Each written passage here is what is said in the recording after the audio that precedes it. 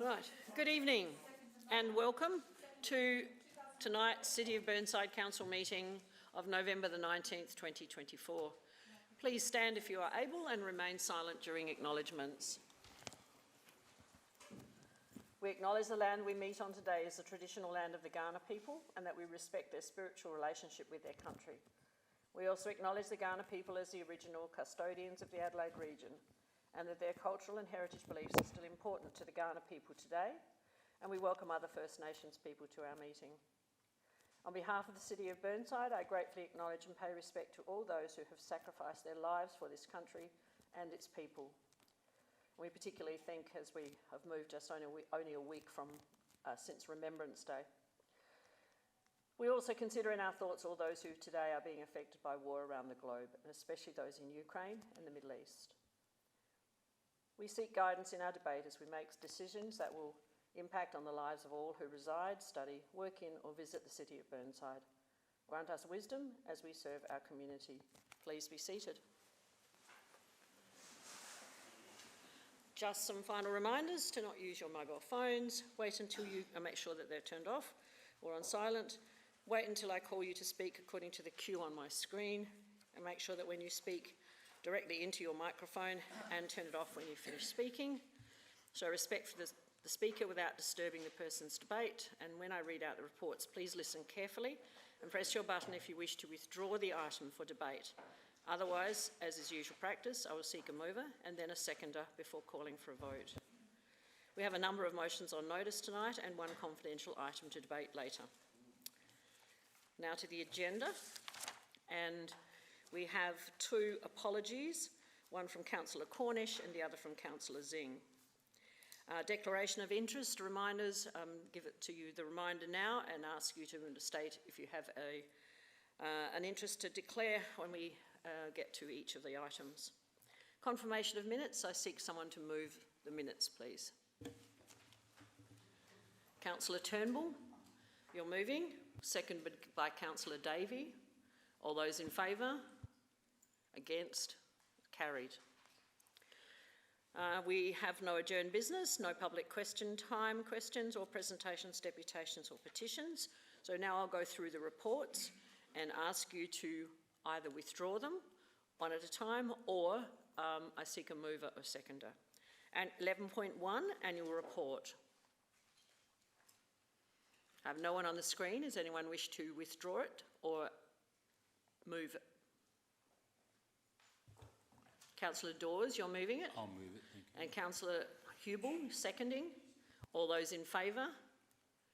Against? Motion's carried. 11.2, report on financial results. I seek a mover.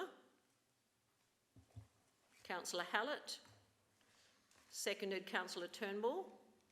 All those in favour? Against? Carried. 11.3, the first quarter Q1 budget review of 24-25. Councillor Hallett, are you moving or you wish to withdraw? Withdraw. All right, thank you.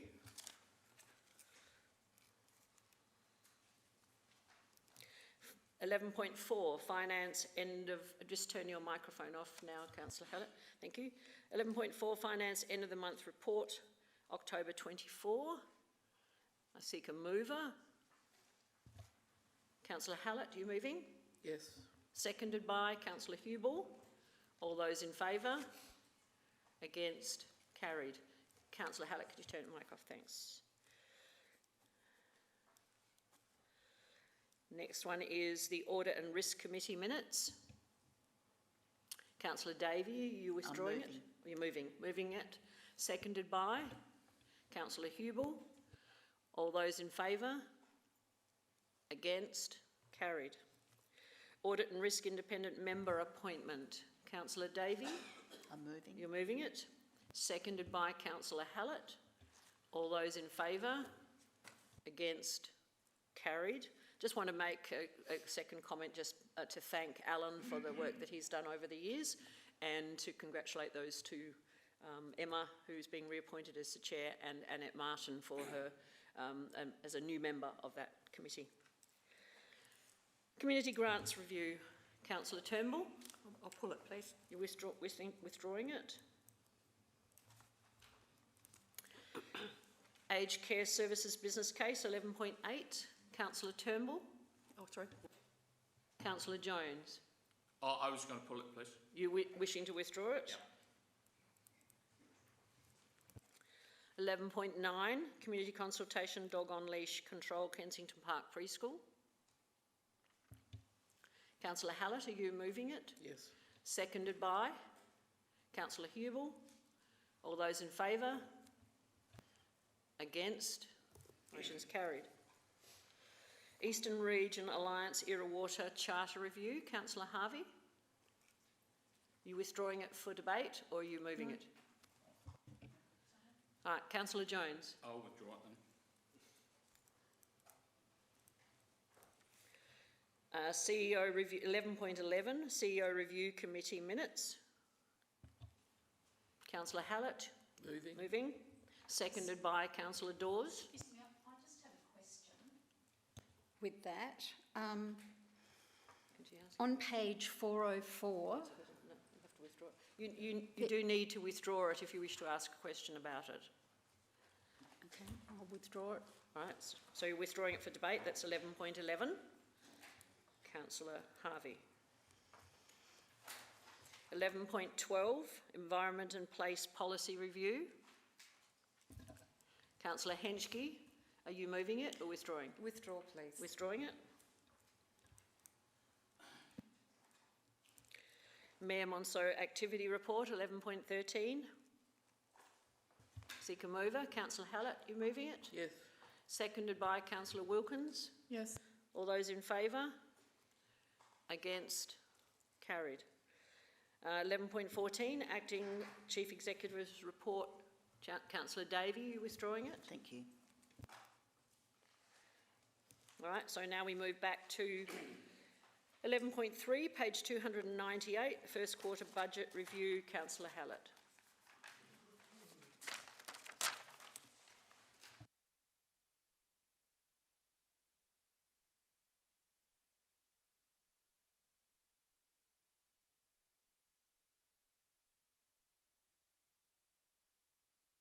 Just move the motion first.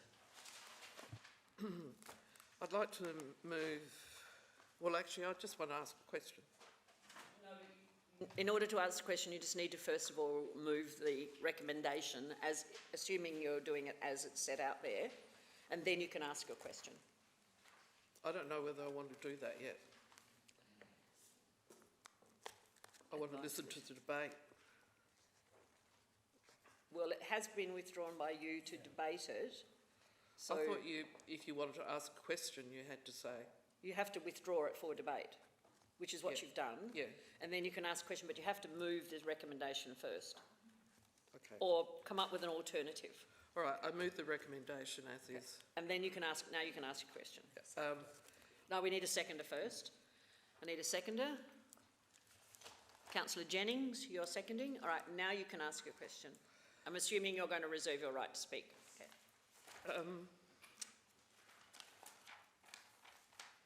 There's a reference to the Aldana Reserve Remediation project for $41,000, and I don't know what that is, and so I just wanted an explanation about what that is and why it's that, why it's $41,000.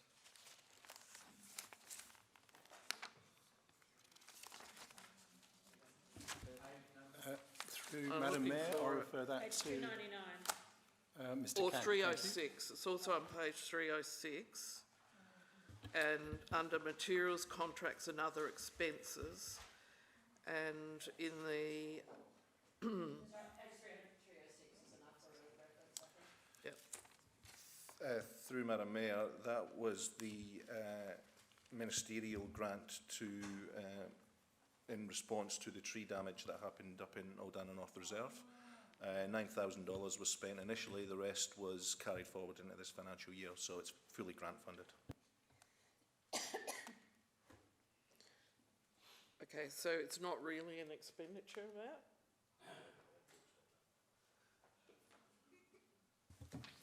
Through Madam Mayor, the expenditure is expending the grant that we've received. So there's an adjoining income item, which is us receiving the money. We need to actually expend it. So that's why it's showing in the expense budget. Okay, thank you. Is there anyone else who wishes to ask any questions? Councillor Jennings, do you wish to speak? I do not, thank you. All right, so Councillor Hallett, are you happy for me to put the motion? Yes. All right, I'll put the motion as it stands. All those in favour? Against? Motion's carried. Now we move to Councillor Turnbull, 11.7 Community Grants Review on page 339. Thank you, Mayor. I'd like to move an amendment, please, for Community Grants Review, item 11.7, 2B, and where it says, grant guidelines stating the same project will not be funded for multiple years. I'd like to move stating the same project will not be funded it will not be funded twice. So, because that's rather nebulous, multiple years, how many is multiple? I think we should have something different every year. And so I'll put in that the same project will not be funded twice.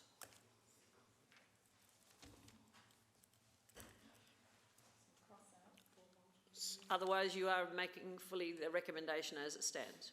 Otherwise, it's the same, yes. All right. Is there anyone who wishes to second? Councillor Davey, you're seconding it? Councillor Turnbull hasn't turned her microphone off yet. Sorry.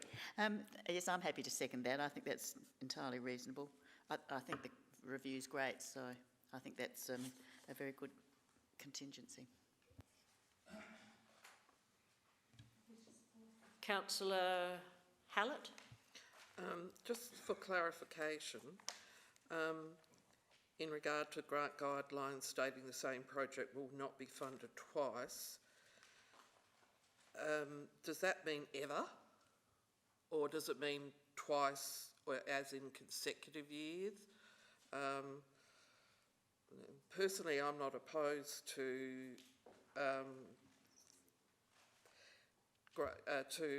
organisations receiving an additional grant, because sometimes it actually, can take, when we've talked about funding some of the community centres, we've talked about that they need to have security of their funding. So I'm not sure if it means that they can never, once they've had a grant, they can never get another one, or does it just mean not twice in consecutive years? Thanks, Joy. Sorry, Councillor Wilkin? Perhaps an alternative word would be... And Councillor Turnbull's still got a microphone on. Okay, thank you. Maybe an alternative is consecutive years, because sometimes people do have an approved application one year and they follow up with another festival or another film night the subsequent year. Councillor Wilkins, that would have to be an amendment. Yeah, well... Unless your councillor wishes twice to change could be it. expanded to consecutive years. I think that sounds very sensible. So that's what I would move.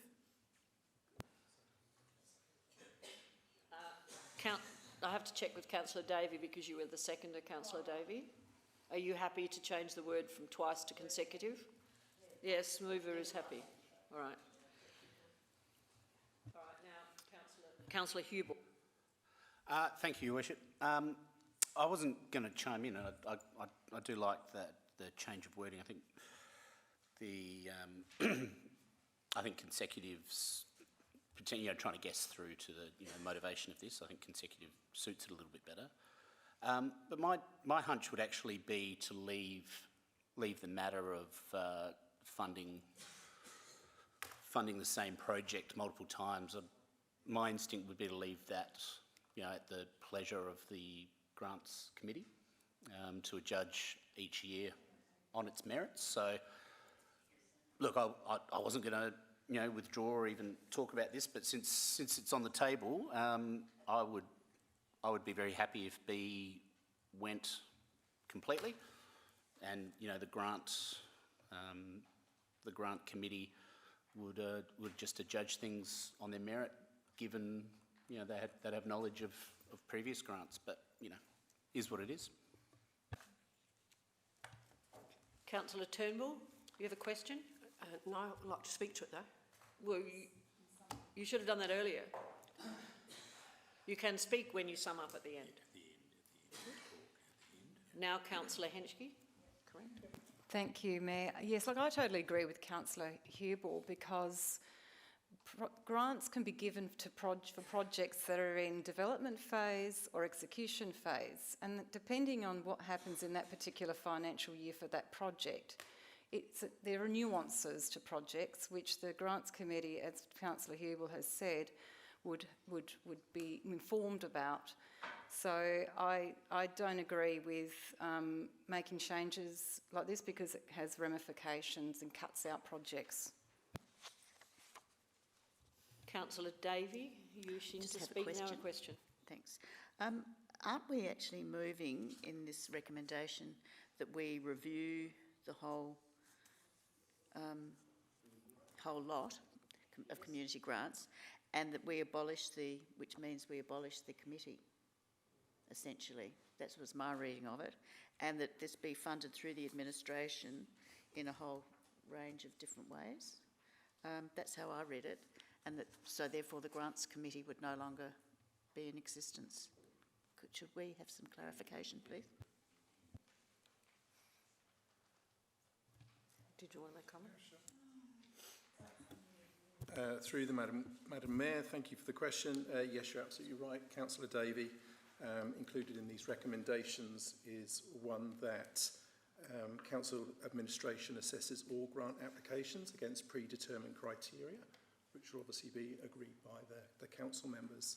So the grant panel that we previously had will not be continuing if these recommendations are adopted. There will be an opportunity to review the grant guidelines again when they're presented back as part of the policy. So if you didn't want to debate whether the item is funded for consecutive or individual years going forward, you could actually say the draft grant guidelines, and then they will be reviewed when they come back to council at a subsequent date. Sorry, are you suggesting that the word goes in before grant? Draft grant? Madam Mayor, yes, I would. I'd say draft grant guidelines stating whatever we have this evening, but that will mean that they will come back and they will be reviewed when the guidelines are represented. Then can I go back to Councillor Turnbull? Are you accepting of the CEO's suggestion of putting the word draft in front of the word grant? And seconder, Councillor Davey, are you happy with that? All right, so we're just inserting the word draft under B in front of the word grant.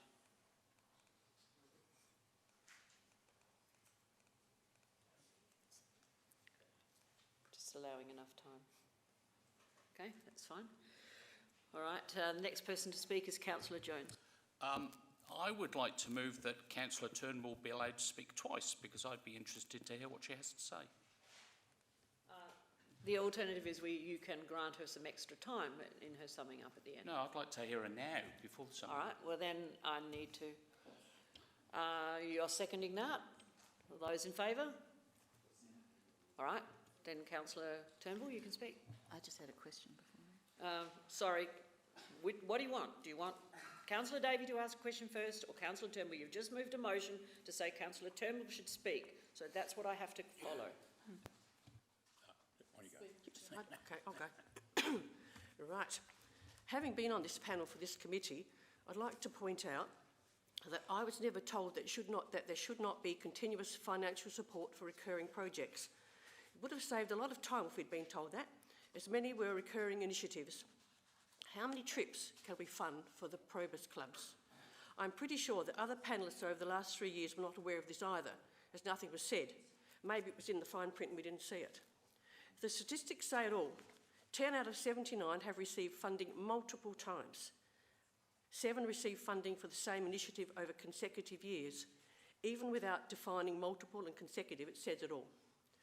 The review needs to make it clear that these initiatives are once off and only available for 1 or 2 years. share the funding around, share the love. The assessment criteria needs to be worked as it was not appropriate for many of the projects. Some categories couldn't be matched up. A more generic rubric must be devised because it became too difficult to be used effectively, then it all became too subjective. Seeing that our neighbouring councils have community grants in some form or another, I suppose we need to keep it going, but with much stricter guidelines and a more inclusive selection process. Perhaps staff could communicate with our neighbouring councils to learn how they manage the process, because ours certainly needs a review. Thank you. Now, Councillor Davey, you can ask your question. Councillor Turnbull, can you turn your microphone off, please? Thank you. I actually wanted to speak, but I just wanted to point out that the B doesn't make sense. I think we need to delete A, just to make it, will not be funded for 2 consecutive years. Just remove the A. I mean, it's just an editorial thing, but I'll speak while we're doing that. Thank you for moving this, Councillor Turnbull. We've actually spent $115,000 over the last 3 years on these grants. So with all the budget constraints and tightness that we've got at the moment, I think it's timely that we undertake a review.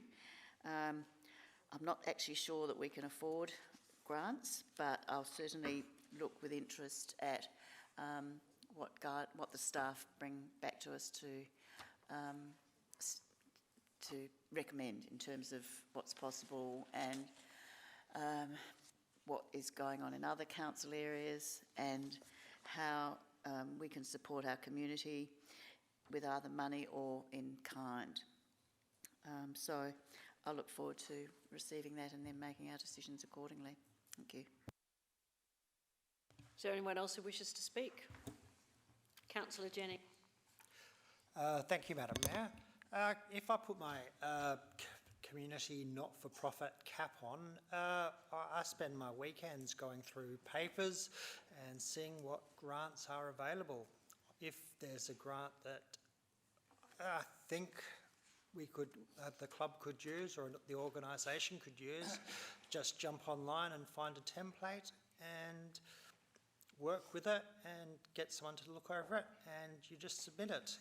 It's pretty easy to get around rules like this. So I'll support this, but there will be organisations out there that will try to game it. Thank you. Councillor Hallett. A question. Is 2 consecutive years a tautology?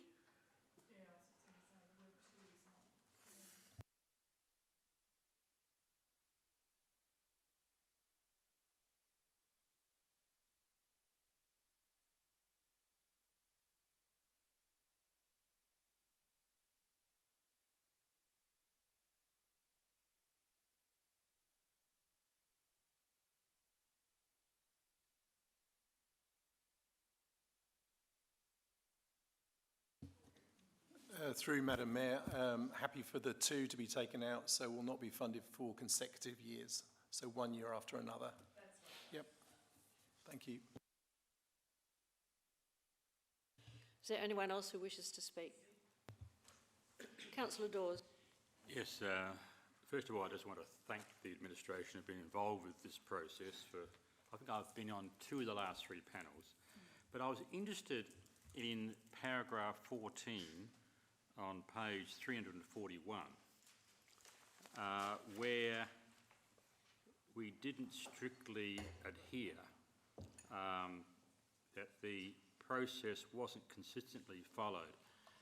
Could administration through the CEO, the acting CEO, just give us, like a précis of some of those instances where we didn't consistently follow the process?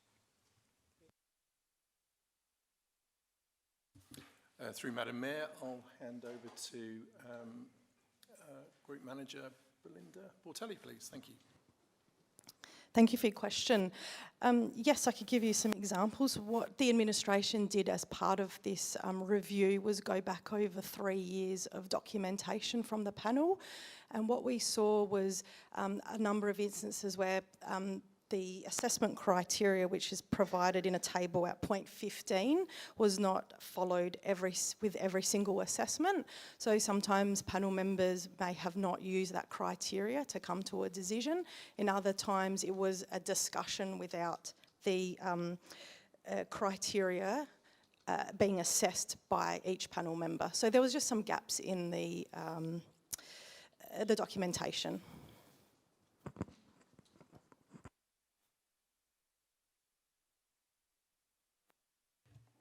Are there any further questions or comments? If there are none, I will go back to Councillor Turnbull. What Ms Patelli said was quite true, because as I said before, a lot of the things didn't fit in. The criteria was not geared around some of those projects, and so it became subjective. But I think with a review like this, and a strict review actually, and perhaps some other information from other councils, we can get this one underway better than it has been. That's all. I hope you support it. Thank you. I'll put the motion. All those in favour? Motion's carried.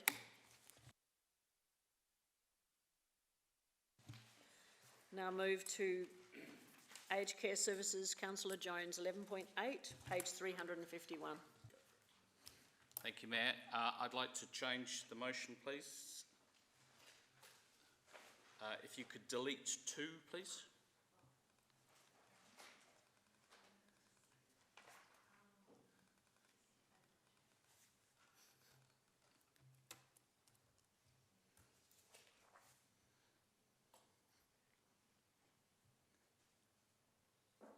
And at the end of 3, which is now 2, and conduct the additional work recommended by the Audit Committee.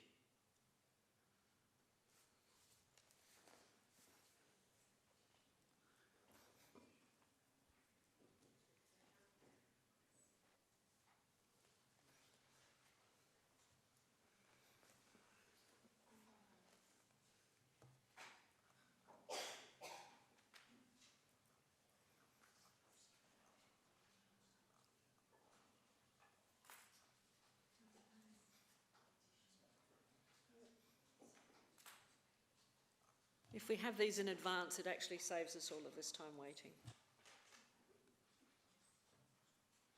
Notice, but yeah.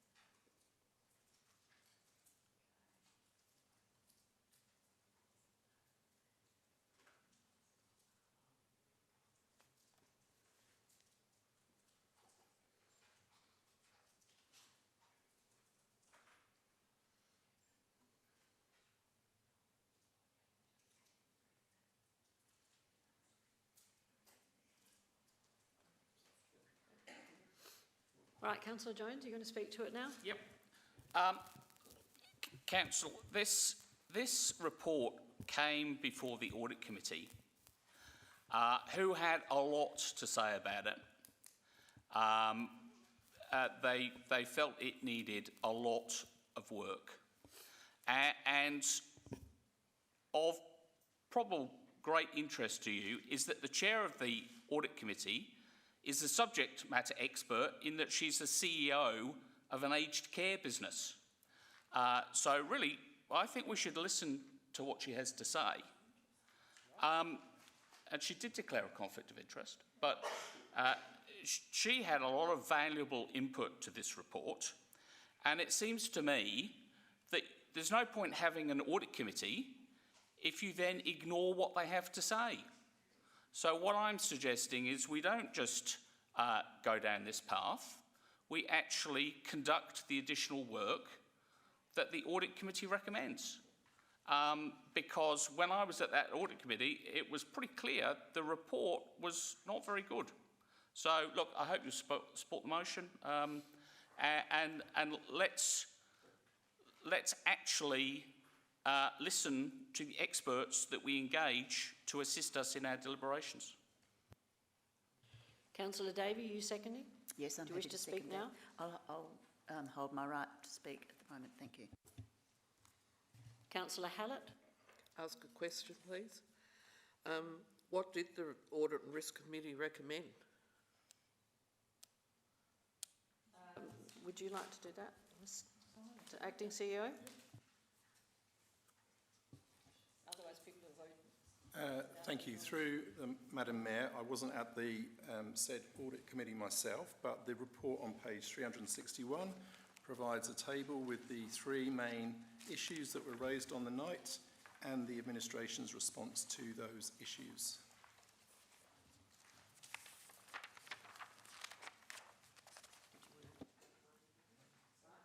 So, Councillor Dawes?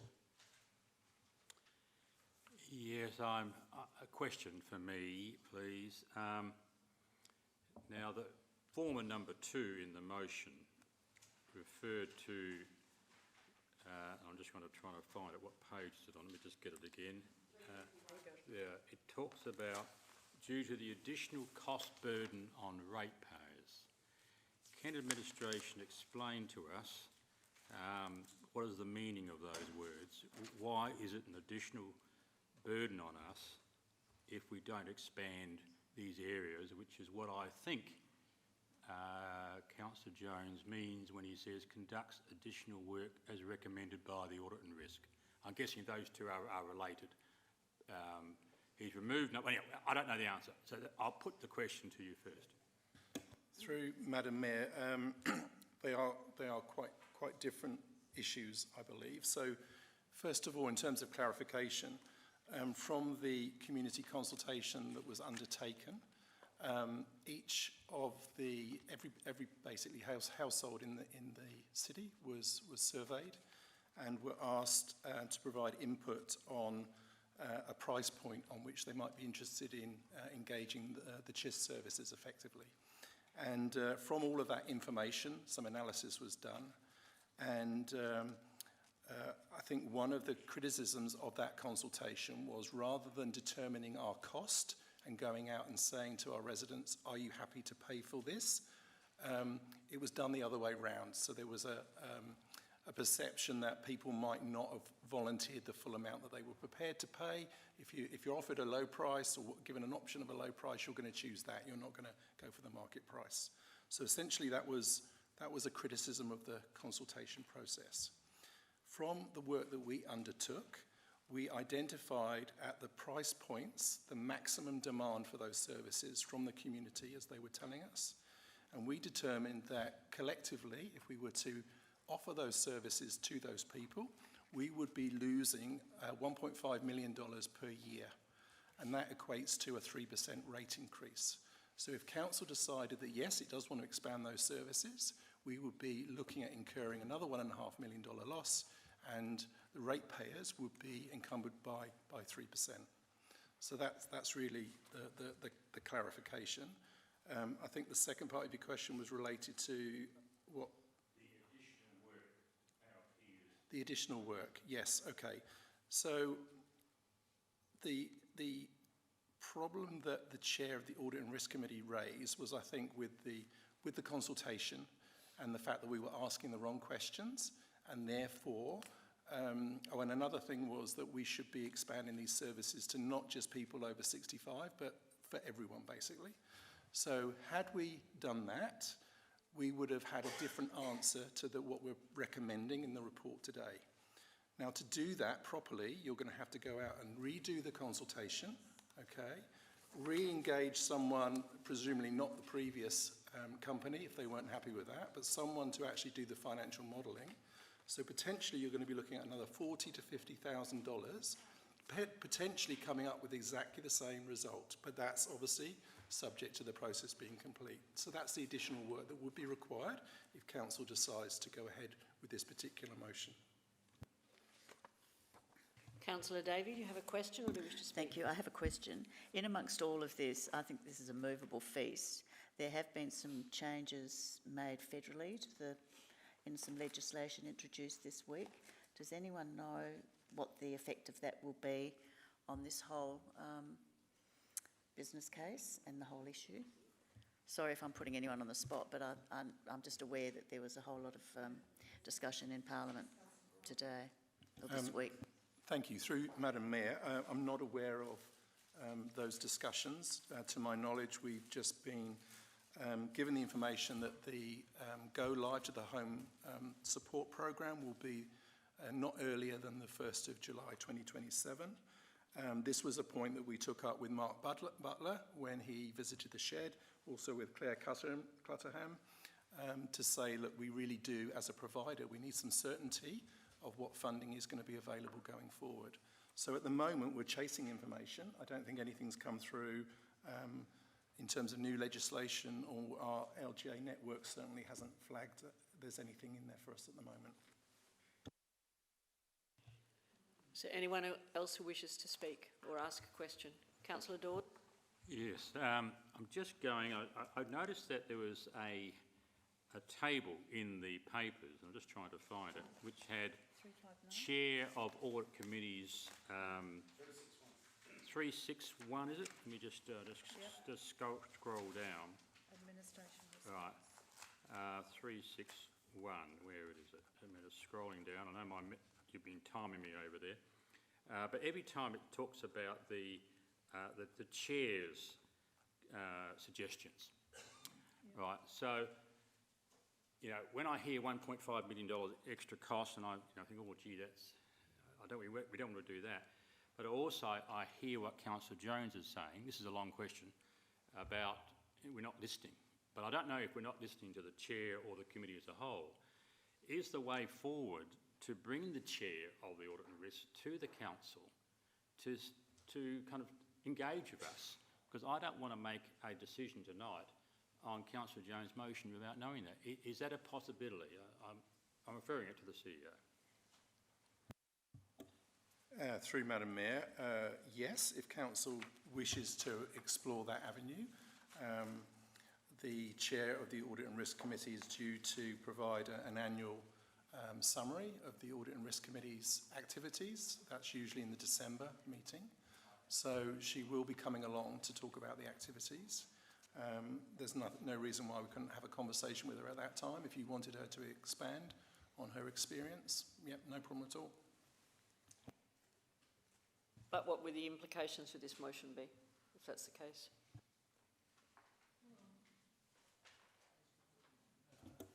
Through Madam Mayor, you could Defer it. defer. We can't because it's been moved. Okay. So you can move a motion to defer it. So this current one would have to be voted down, and then it would have to be deferred.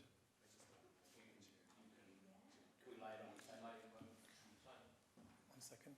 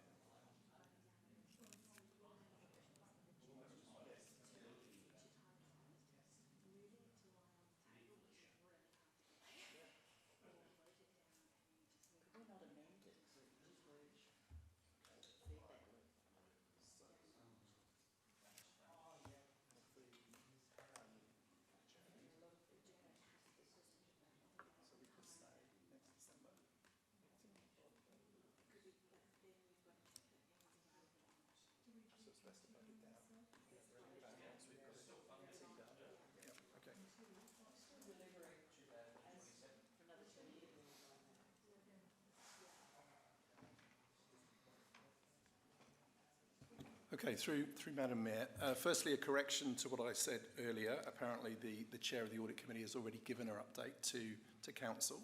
So we would have to provide, she's done a report already to Council, I understand.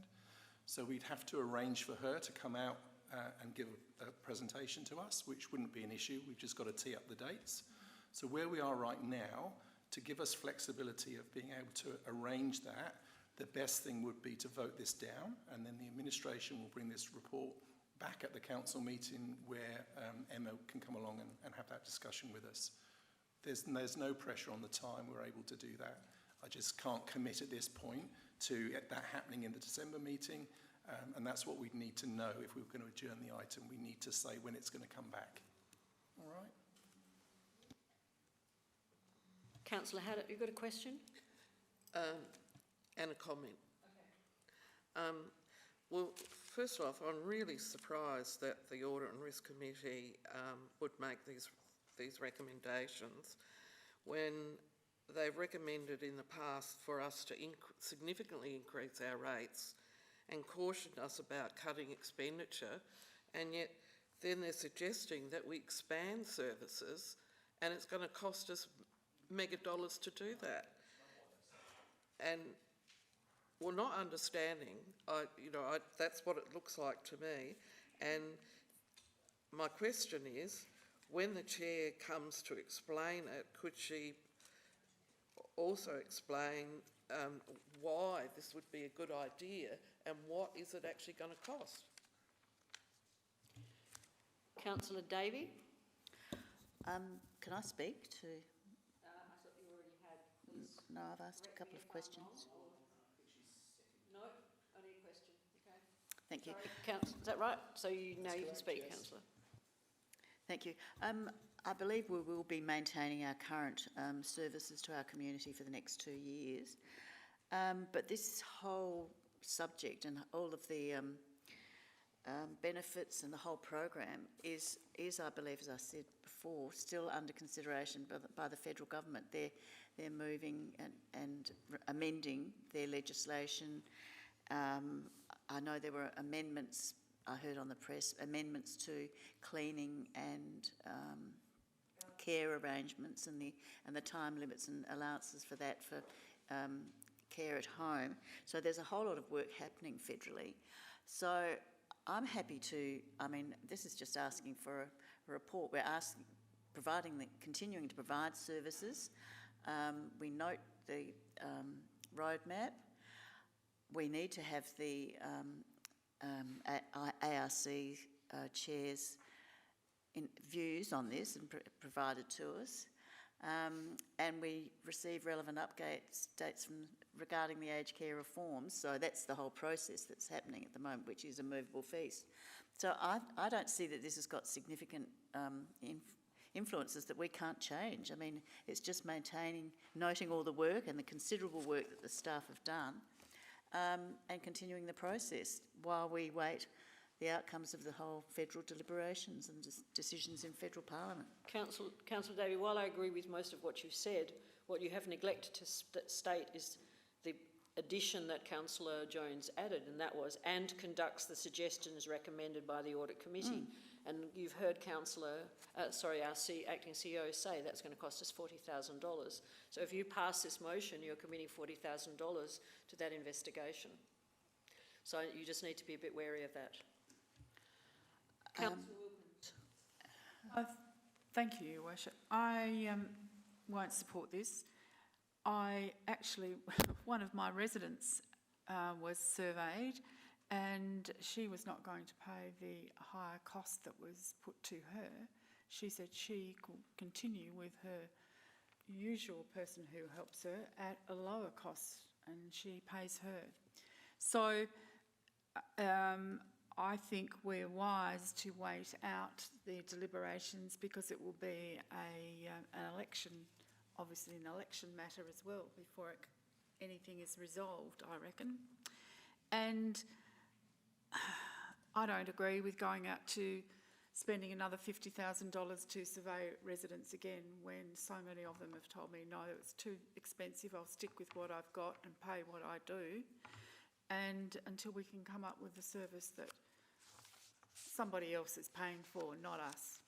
And that should be the Commonwealth. So that's what I feel about this. Is there anyone else who wishes to speak? If there's not, then I'll go back to Councillor Jones. Perhaps I could just respond to Councillor Hallett. The Audit Committee were not saying that we should spend all this extra money. What they said is that the consultation and the modelling were so flawed that you cannot believe the numbers that were presented. And therefore, if Council wants to take an informed decision, it needs to actually do this exercise properly. So there's no way that the Audit Committee is saying, yeah, you should be spending millions and millions of dollars on this council. What they're saying is, based on the report you've been given, you cannot take an informed decision. So, look, I hope you'll support it, but if you vote it down and we get the Audit Committee Chair in as well, that'll be a good result.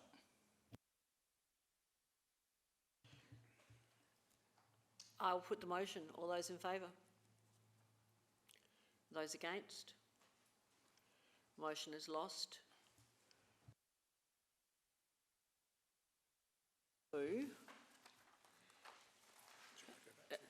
Sorry, do we have to go back to the original one?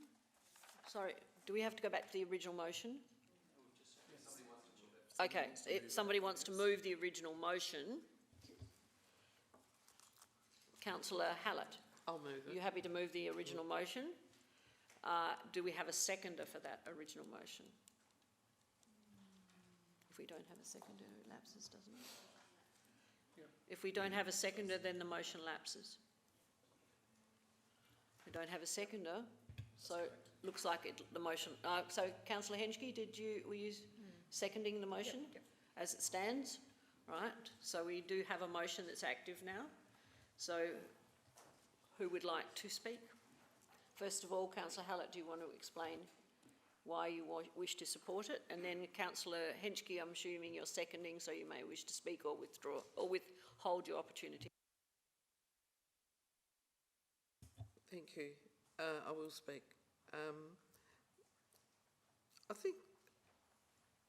I hear Councillor Harvey, he's saying that the committee are engaged by us to be experts and they're criticising the process that we've used. I looked at whether or not I'd be prepared to pay $78 an hour, and I thought, well, no, I'm already paying less than that, so why would I pay $78 an hour for a service? And I think these recommendations are clearer. It's saying we continue to provide as we have done while we receive the funding. We don't expand the home maintenance program to non-funded residents, or, as the Audit Committee has said, anyone who wants it. And I think that the roadmap is really sensible one, makes sense to do that, follow that, and that we're going to be given updates regarding aged care reforms as they go. To me, it's a sensible process of how to move forward. So I do support the recommendations and I encourage you to as well. Thank you. Councillor Henschke, do you wish to speak now? Yes, thank you, Madam Mayor. Yep, totally agree with Councillor Hallett, and same story. I've heard a ratepayer remark, yep, way too expensive, so yep, the data's there. Thank you. Is there anyone else who wishes to speak? If there's not, I'll go back to you, Councillor Hallett. Do you wish to speak again? Otherwise, I'll put the motion. Right, I shall put the motion as it stands, as it was originally. All those in favour? Those against? We've got 5-all, and I am going to vote in support of the motion as it originally stood. Division's been called, so those who voted in favour, please raise your... No, stand.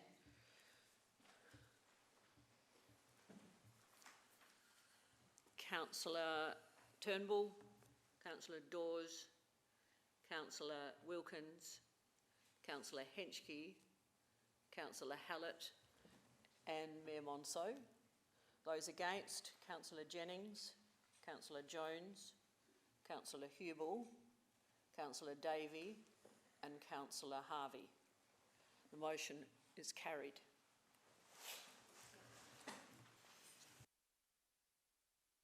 Now we move to 11.10, page 371. It's Councillor Jones again, the Eastern Regional Alliance Water Charter Review.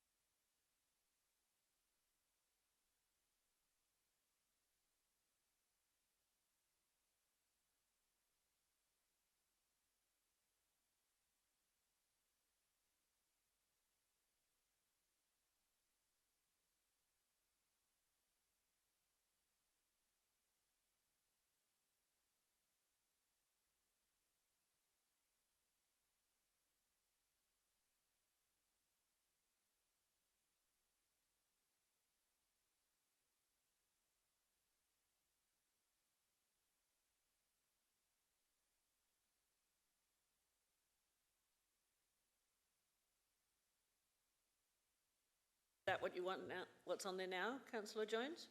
It is. Right. Thank you, colleagues. So I am generally in favour of the changes to the Charter, apart from the changes to section 2.2.2, which is what I talked about in my rescission motion, which is the Board of Era Water being able to operate outside council areas without the explicit permission of council. That's a general Local Government Act provision that councils are not supposed to act outside their areas.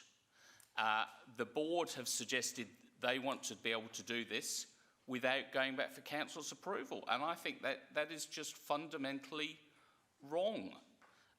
Even limiting it to sales of up to $20 megalitres of water, which of course we've had a long discussion about what 20 megalitres of water might look like, and it's a lot. And I don't think it's a terrible imposition for them to have to come and get council's approval, especially given their history of acting outside council areas without permission, even when the charter was as it is.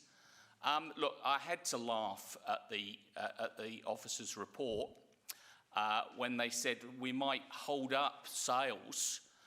Look, I've been watching Era Water for 6 years, and in the time it takes them to make an external sale, I could have watched thousands and thousands of coats of paint drying. To say they're slower than a glacier would be an insult to glaciers. So I really discount what has been said that we're holding things up. What we're actually doing is ensuring good governance. And I don't want them to say we're going to sell water to Campbelltown at half the price they're selling water to us. That would be an utterly outrageous act, in my opinion. Campbelltown had the choice to join this scheme. They didn't, some might say wisely, but they didn't. So I don't see why they should get the opportunity to freeload off the ratepayers of Burnside. So look, I hope you'll support the motion, and let's just have a bit of oversight over this board, which, whilst is is good at the moment, hasn't always been, and just because it's okay at the moment is no guarantee that it will be in the future. I seek a seconder. Councillor Turnbull, do you wish to speak now? No, I reserve. Is there anyone who wishes to speak? Councillor Henschke. Thank you, Madam Mayor. I've got a question in reference to clause 2.2.2, question for the administration. I'm a bit confused. It says here that it does require prior approval of the constituent councils. That's the wording in that clause. So this motion doesn't accept clause 2.2, and Councillor Jones's speech, he said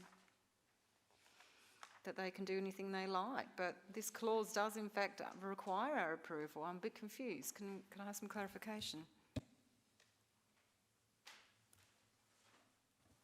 Through Madam Mayor, so if you look at clause 2.2.2 in the table, it shows there in the first column what the current wording is, and just to clarify, so that says that there's a provision in this charter only act outside the area of the constituent councils with the prior approval of the constituent councils, whose approval, etc., etc. So currently they do need to seek approval from the constituent councils before they sell anything externally. The proposed wording was to give them a little bit of flexibility to do so up to the 20 megalitres. So if it was going to go over the 20 megalitres, they'd still have to come back to council, but they just wanted that flexibility to make the process a bit more efficient. So that's the difference. So, yeah. Councillor Dawes.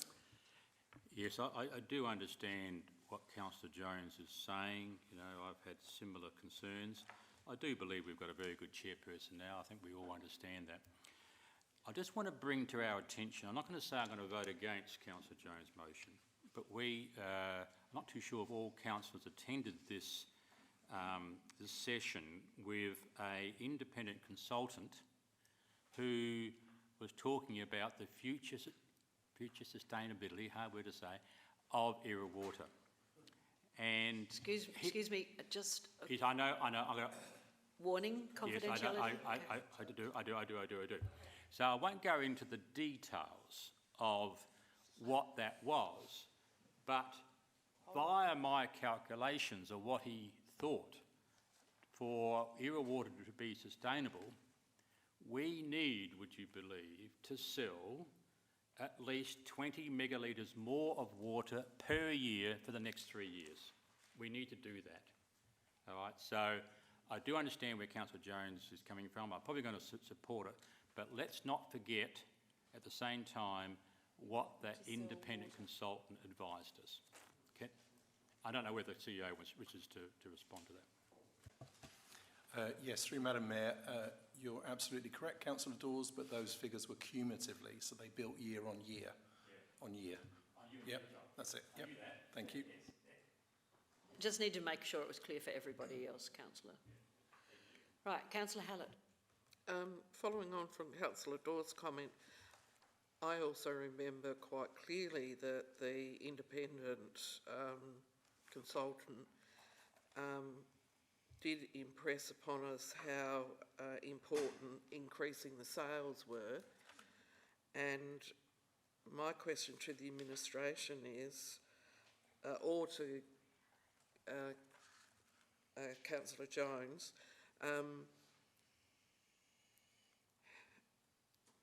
how important, because I can see that if we in order to get council approval, it could delay the process, and that it might have, and yes, it might stick in our craw that we then have to pay more for water than Campbelltown. But if in the end we're actually doing something that will save us in the long term, are we cutting off our nose to spite our face? And I'm not sure if that's an admin question or a Harvey Jones question. I think Councillor Jones can talk about that in his summing up at the end, unless you've got anything to add from an administration perspective. Okay. Right. Anyone else wish? Councillor Hallett, just turn your mic off, please. Right, is there anyone else who wishes to speak? If not, then I will go back to Councillor Jones.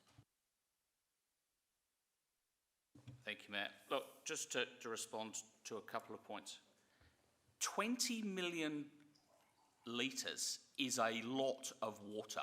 This is not giving them a little bit of flexibility. The total irrigation demand of the City of Burnside is 200 million litres. So 20 million is 10% of all the water we use, and we use 100 million litres of Irra water. So it's a lot of water. So it's not just giving them a bit of flexibility, it pretty much means that every single individual sale of water outside the council area would not come back to council, because there's no one reserve is going to take 20 million litres of water. The second question Councillor Hallett raised was slow down the process. Look, the irrigation market is not a fast-paced and dynamic one. It's not a case of, look, if you don't give me the best price on your Kia Rio, I'll be going to the dealer next door and I'll buy it off him. This is a process that is taking literally years and years. Some of the negotiations with the Department of Education on irrigating schools started long before I was in the council, and are still there's no apparent end in sight. So I really don't think that we are cutting off our noses to spite our face by saying we want to have the ultimate say in these sales. So look, I hope you'll support the motion. I'll put the motion. All those in favour? Against? Motion's carried. Now we move on to Councillor Harvey, CEO review, 11.11, CEO review committee minutes. So if you just move the motion first of all, Councillor Harvey, and then you can ask your question. Thank you. I move the motion as recommended, and I have a question. It appears that many councillors are getting Councillor Harvey and Councillor Jones mixed up. And we are completely different, because I believe I'm female and he's male. On page 404, it says on 12.1.1, except the committee members, Councillor Davey and Councillor Harvey. I think that Councillor Harvey refers to Councillor Jones, not myself. Thank you. What page? So 404. 404. Yep. Sorry, it's page 404.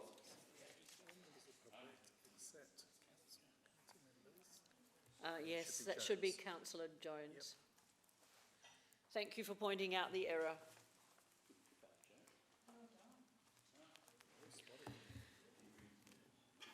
Now, Councillor Davey, are you seconding the motion? Right, do you wish to speak? Is there anyone who wishes to speak on this matter? Otherwise, I'm happy to put the motion, unless Councillor Harvey wishes to add anything else. Right, so then I'll put the motion. Those in favour? Against? Motion's carried.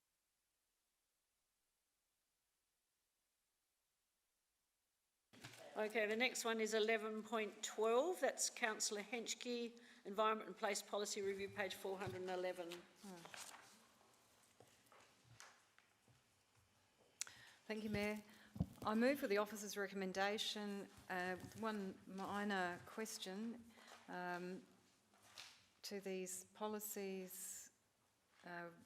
Where they're really just a regular review of them, and on the heritage plaques policy, the question to the administration, just to clarify, there's a reference to heritage in general, and I just wanted to hear the nuance about that. You know, it's local heritage and state heritage, I presume, in the policy, that reference. Sorry, Councillor Henschke, were you referring to a particular line or page that we can refer to? Yes, so in the heritage plaques policy, it refers to... Can you give us a page number? Yep. please? Yes, I'll just scroll down to that specific one. If you bear with me, sorry. Sorry, I've just got to get through the McGill Cemetery. Yep, past that. There's a few pages of that one. We're getting there. Okay. Oh, thank you, Councillor Wilkins. Right. Yes, so that's all. It's just general.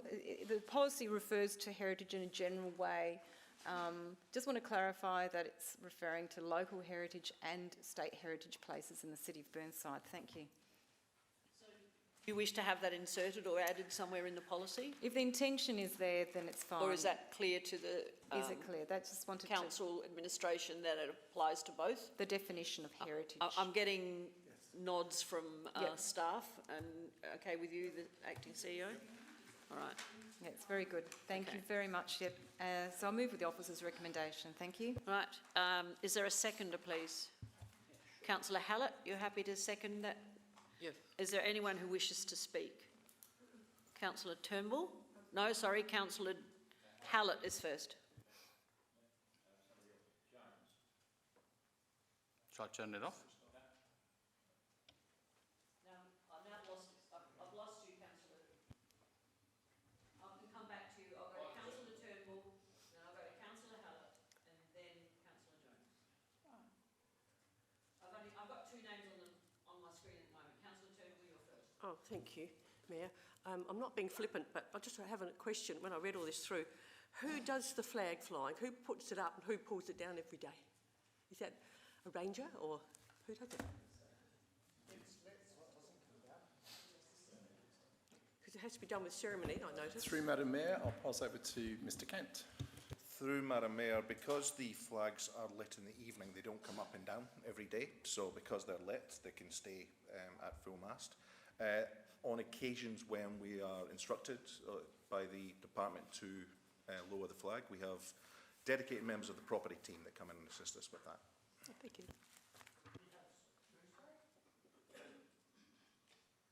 Councillor Hallett? Sorry, dedicated If you wish to members. ask a question, you need to join the queue, please. Now, Councillor Hallett, you're next.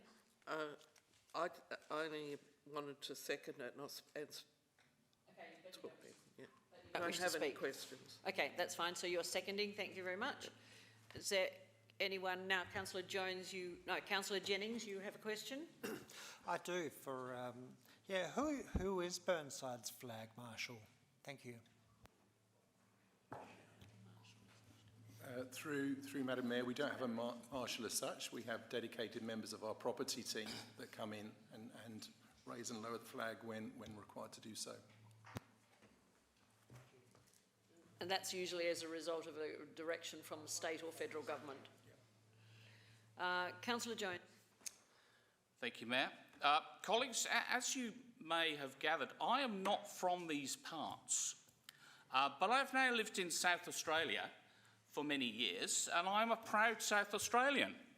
And that's why every time I come to council, I groan when I don't see our state flag flown outside the council chambers.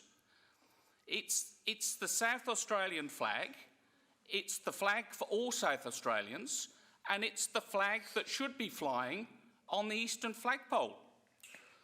So I suggest that we vote this motion down, and then we have a new motion where we amend 3.24 of the flag flying policy to say that we will fly the South Australian flag outside the council chambers.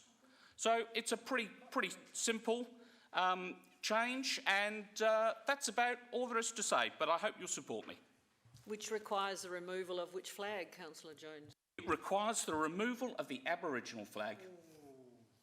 And I might add that before the Aboriginal flag was flying, we didn't have a state flag flying, we had a City of Burnside flag flying. I'd like to see 4 poles. I've just been told that this requires an alternate motion. But that's why I said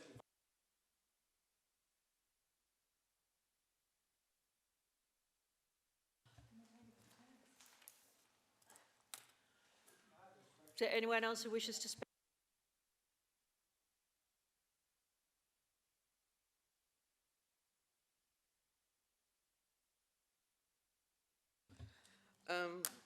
I'd point out to members that very clearly to understand that if you want to fly the SA flag, as Councillor Jones has suggested, you are saying that you no longer want to fly the Aboriginal flag out the front of council.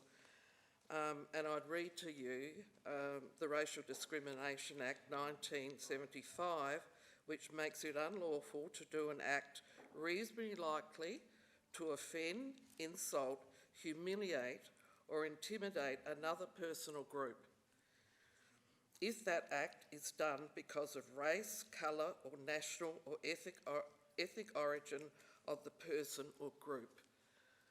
I do not think that Councillor Jones is genuine in what he's saying. I think it's basically just a form of veiled racism, and I object strongly to what he's suggesting. I think I'd have more respect for you if you actually came out and said what it's about, because there's been a number of veiled Councillor Hallett, I think comments. you just have to be very careful what you are stating in terms of So, a personal attack. what I'm saying is I urge the members to think about what they're doing and the great offence this will cause. Is there anyone else who wishes to speak?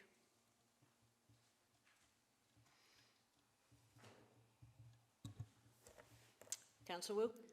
I suggest we do it week on, week off.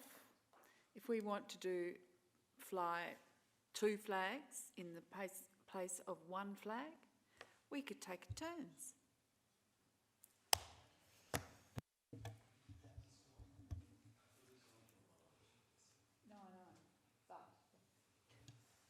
Excuse me, don't make comment, thank you. Is there anyone else who wishes to speak? Councillor Turnbull? Thank you, Mayor. Well, while we're on to suggestions, maybe we could have an extra flagpole and fly them both. I do like your suggestion, Councillor Turnbull. It is a cost, however. It is something that I've wanted for a long time, but we don't have the money. Is there, how much would it cost? Around about, approximately, sort of? There's a dead limb on the tree out the front. You could perhaps put it up there. I think we can't be disrespectful, all right, of either the state flag or the Aboriginal flag, even though you may have been acting in jest. Is the CEO asking about how much it would cost? Thank you. Is CEO's investigating. We have a 3rd flagpole, of course, but it is at the back, and that was donated by I think it was the Lions Club. It might have been Rotary, I can't remember now, a few years back, but it was given to us specifically to fly the Australian flag, and hence it was placed in that courtyard instead of out the front.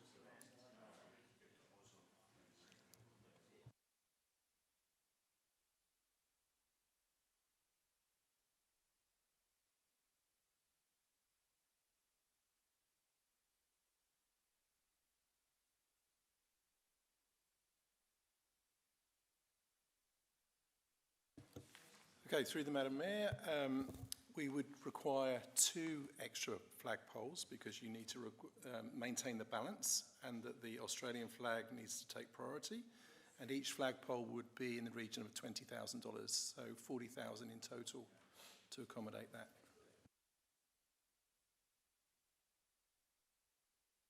Is there anyone else who wishes to speak? Ideal world, we'd have 4, but it is a high cost.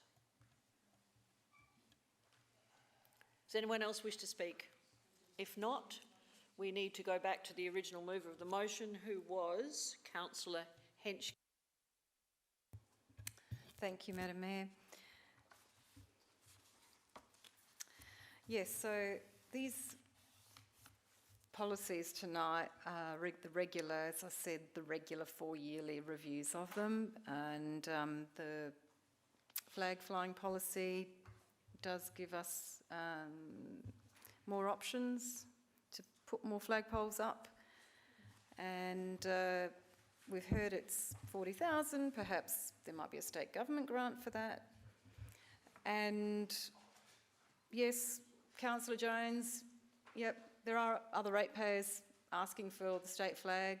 I have had that request in my ward for a state flag some years ago, and due to budget constraints it was not possible, and we are in current climate of budget constraint as well. So when it's a priority and the funds are available, I'm sure it will happen. I think there's nothing more to say, and I hope you accept this motion. All those in favour? Those against? The motion is carried. So it stays with the status quo. And we move now to Councillor Davey, 11.14, page 512. Thank you, Mayor. I move in accordance with the recommendation.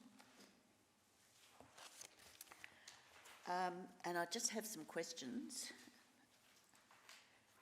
And, well, first of all, I have some questions about some of the items. I just wanted to make some comments about the master plan.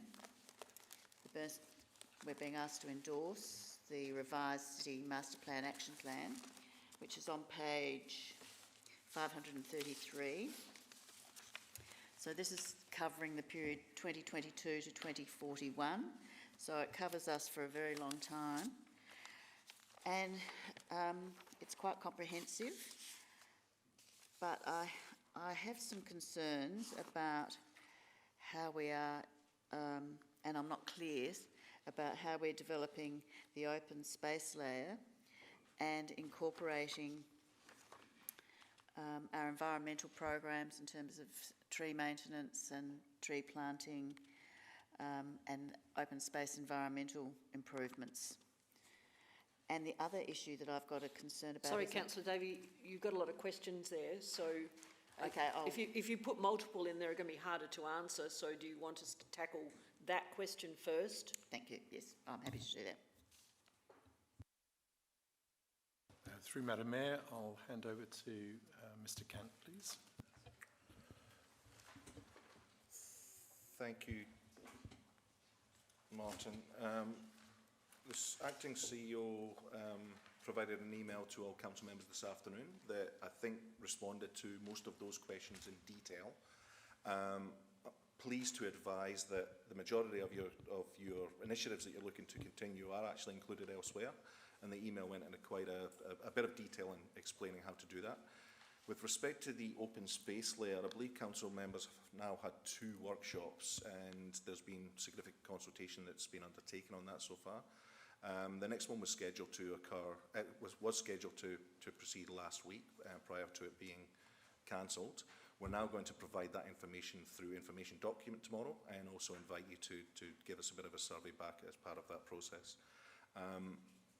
That's still on track in terms with the CEO's KPI, and it certainly does look at the canopy cover tracking and environmental initiatives as part of that as well.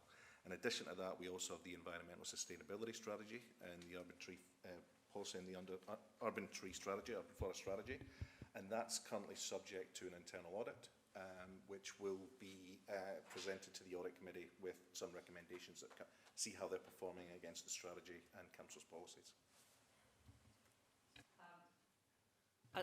Councillor, I know you haven't finished, but I haven't got a seconder yet, and I've also got Councillor Hallett. Are you happy to second this, Councillor Hallett? Or yes. Do you wish to ask a question? I've had my light on because I want to ask questions. Okay, Councillor Davies, is it all right if I let Councillor Hallett ask a question, then I'll come back to you? Councillor Hallett?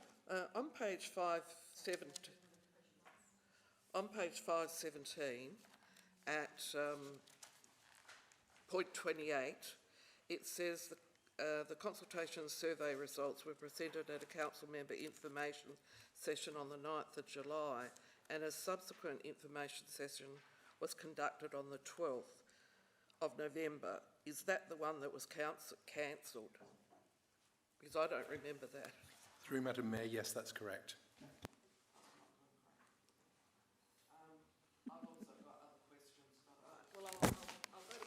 go to councillor Davey next, and then unless it's 2 questions, then I can come back to you. Thank you. Thank you. So, in terms of the open space layer, that will be, yes, I'm not clear. What I'm concerned about is how we are doing ongoing maintenance of our parks and open space, and where that fits in here. And then also, if I may, what are the existing streetscape design guidelines? Because I'm not sure where they fit in all of this. If that could be clarified as well, thanks. Through Madam Mayor, Mr. Camp, please. Yeah, can you hear me? Yes. Through Madam Mayor, I'll respond to your second one first. We sent a link to you today with respect to where the streetscape guide is, and it's on the City of Burnside website, so you have a link in your emails today. With respect to how our current parks reserves are managed, maintained, I don't think you're going to get that from these high-level strategic bodies of work. What you're asking for there is quite an operational review. My recommendation as part of that would be we are currently undertaking a service costing exercise with the council, which will enable us to look at how much finances and budgets we have and the level of service that we're able to deliver as part of that. Once you have that holistically considered, council will then be able to weigh that up against other services and facilities it provides, and it will be able to determine to make budgetary decisions accordingly if they wish to increase or improve a service in one particular way. And this was part of the resolution that came out after the budget review, wasn't it? That you were going to look at the service review that I know I've had a few residents ask me about the progress, and I have informed them that it is in progress.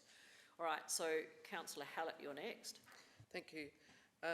On page 516 and 517, the precinct plans and traffic management plans are referenced. And my comment is, this is an observation, that there seems to be a continuing focus on the west in regard to traffic management and precinct plans. And by the west, I mean below Glenburn Road. And is it, I'm asking this as the administration, is it possible to move the Kensington Gardens and Magill precinct plan forward? Because that's not due to happen until the 27-28 year. And I think that if we're considering the council as a whole, I would rather replace, and no offence Councillor Davey, but I'd rather replace Linden Park with Kensington Gardens Magill, because there's been a real focus on what's happening west of that in regard to looking at Glenunga, looking at Eastwood, looking at Rose Park, looking at Beulah Park. And I think we really do have, I think Councillor Harvey pointed out before that we've got 2 schools in the area in Magill. We have through route problems. We're getting an increase in housing density, which is impacting the amount of street parking that's going on. The roads are narrow in Magill anyway, and we really need a precinct study.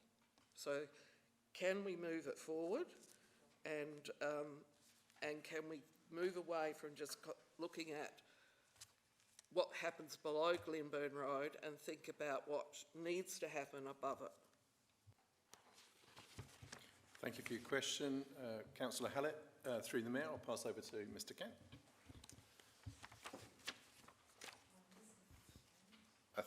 I think it's fair to say that ideally we would love to do all of the city at the same time, but for those who have been through some of this precinct planning work so far, it's quite a thorough and timely, time-consuming and quite costly process, and we're still working through the first 3 or 4 precincts that we've commenced, and we're now moving on to the 4th. The review of this action plan And the workshop that we did with council members and then the information document that we put up with the draft plan was to try and get some of this feedback through this process. So we were looking for council to tell us, this is council's action plan, this is council's city master plan. Do we have it right? What are your priorities? Where do you want to do it? It's hard to justify it on the floor with one question when we are trying to bring together the future city development and the action plan for the whole city over a period of time. Those areas west of Glenburn Road were chosen because they were prioritised through data, but also through consultation through the first development of the city master plan, and they were deemed to be those areas, particularly those with narrow streets, close to the CBD, proximity, etc., to parking issues. They were the areas within the city that were deemed to be the priority. I believe Councillor Dawes and Councillor Turnbull believe their area is also needing brought forward as well. And that was the intention of trying to consult with the whole council about trying to get the city master plan right. We've put something in front of you. If you don't think it's right as we've put it to you, then you can not accept it just now. We can bring it back to you with another round of consultation and we can work through it with that. Or we can vote this through just now. Councillor Davies is correct, this is a long-reaching plan. This is a 40-year plan. We've only developed 2 layers so far. It's an initiative that we're very proud of, but it's a far-reaching initiative. We're in 2 layers of a number of layers that we're looking to do. The open space layer is the next exciting one. We're only 2 years in and we're already reviewing the priorities, so we do review it constantly. So over the next 40 years, we'll be reviewing this with each council every couple of years to see what the priorities are. So that was a long way of saying, of course, we can bring things forward, but council needs to decide what its priorities are. Councillor Davey, you're next. Thank you. If you've got a question, please press your button and I'll get to you. Otherwise, please don't disturb the people who are speaking. Councillor Davey? A question again through you, follow-up question, is about, it's about the maintenance of, environmental maintenance, care of trees and all of those issues, secondary understory plantings. And I acknowledge the service review is underway and there's a lot of work involved in that. But it's not clear to me when we as a council, as elected members, will be involved in that and when we can have input into the service review before the budget process. I'm not keen to have it just presented as a fait accompli. I would like us to be involved in it and participating in a joint project. So I just wondered when we're going to start to have workshops on the findings to date already. Will that be early in the new year or whenever, please? Through Madam Mayor, thank you for your question. The initial phase of the service costing should be completed by the end of this month. I think I gave that in an update to all council members recently.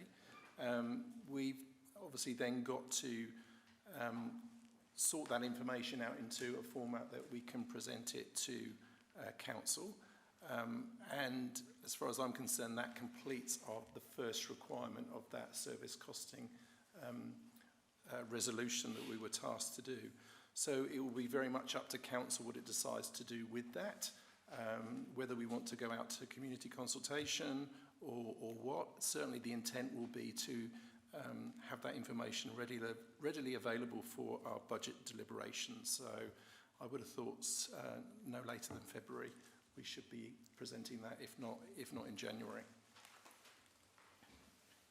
Councillor Henschke. Thank you, Madam Mayor.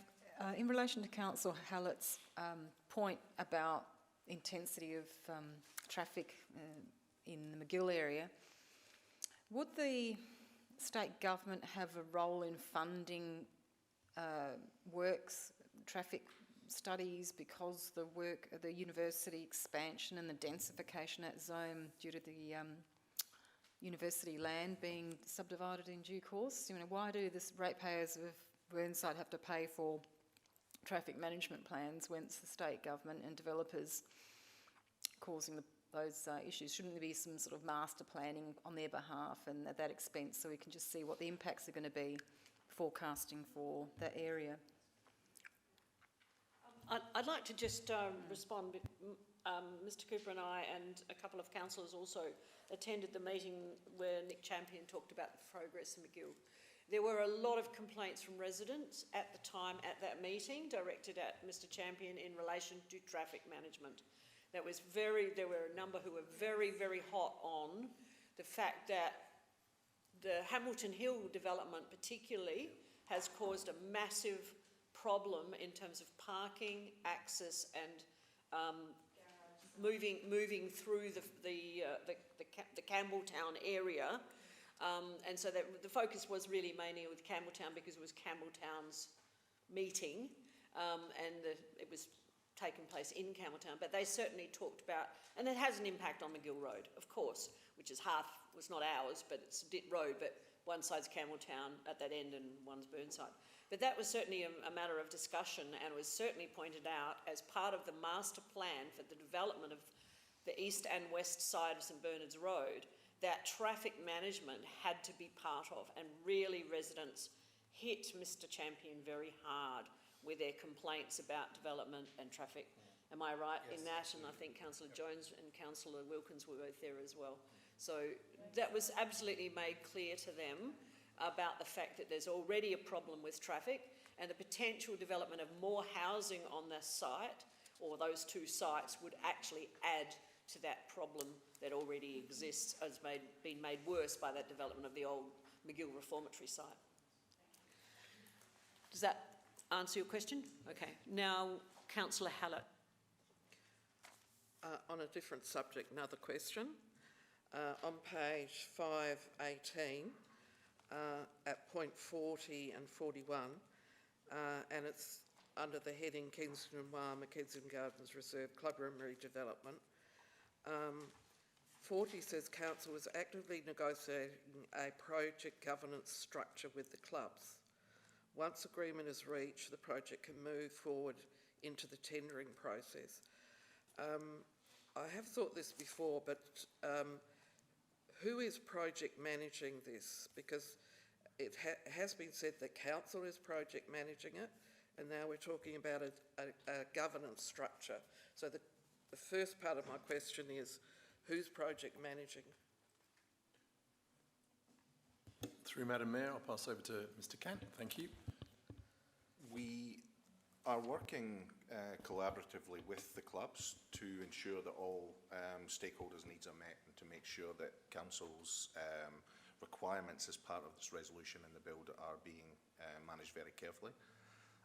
In short, Council, we're still finalising the governance agreement. We've put a position to the clubs that we're just working through just to make sure that it's all covered off, and we expect that to be done shortly. We're expecting that all the current consultants still involved in the project, including the project manager, will proceed, and they will proceed with that.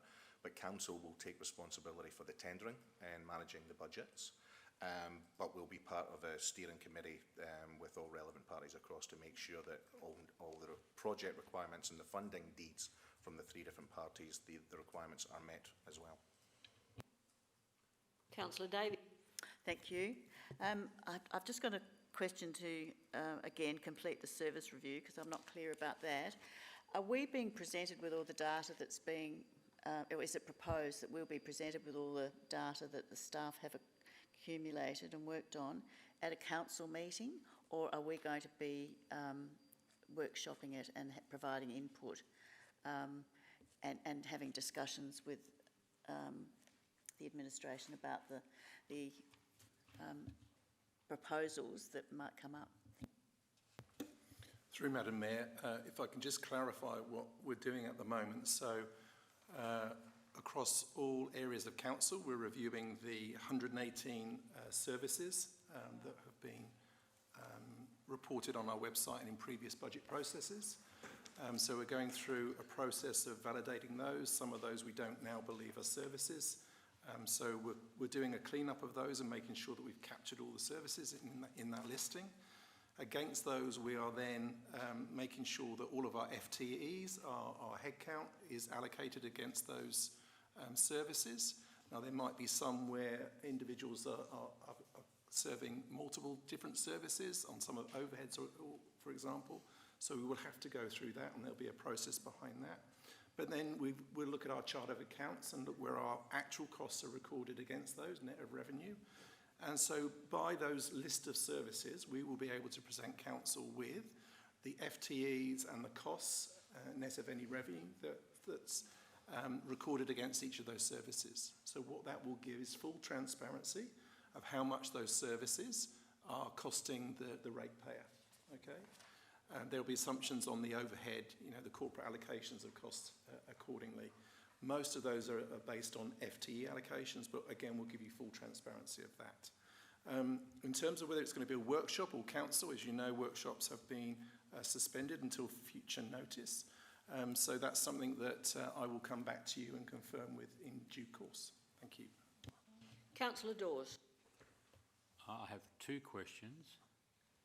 I will let you ask both of them, but one at a time.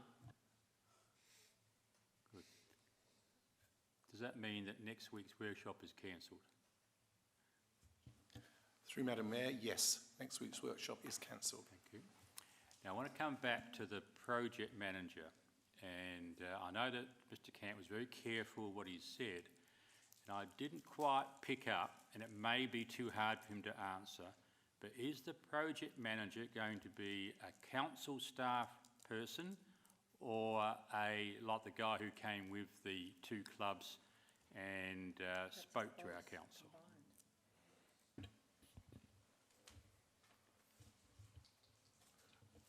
Through Madam Mayor, I do have to be careful because there's governance considerations that we've got to do with respect to tenders and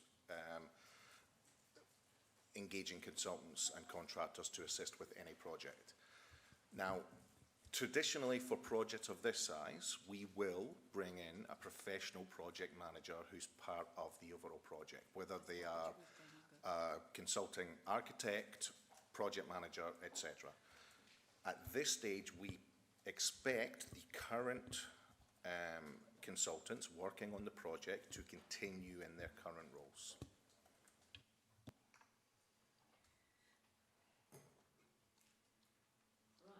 Councillor Hallett.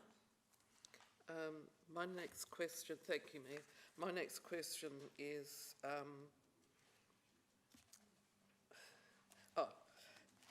question of the administration again, and it's on page 517 about the City Master Plan Open Space Layer, point 26. Is the open space layer going to consider land purchase for urban forest development?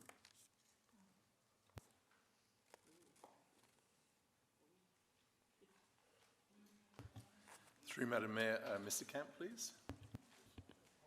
Through Madam Mayor, the open space layer will consider our current open space, what it's currently used for, what it can be used for, where there are gaps, where there are opportunities, where there's an overabundance.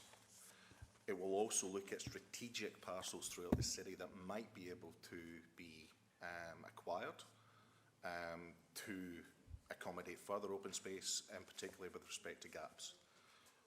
Whether it will be used for urban forest or whether it will be used for recreation or other sort of thing, that's a process that we have to follow through. So I can talk through what the high level objectives we're looking to achieve.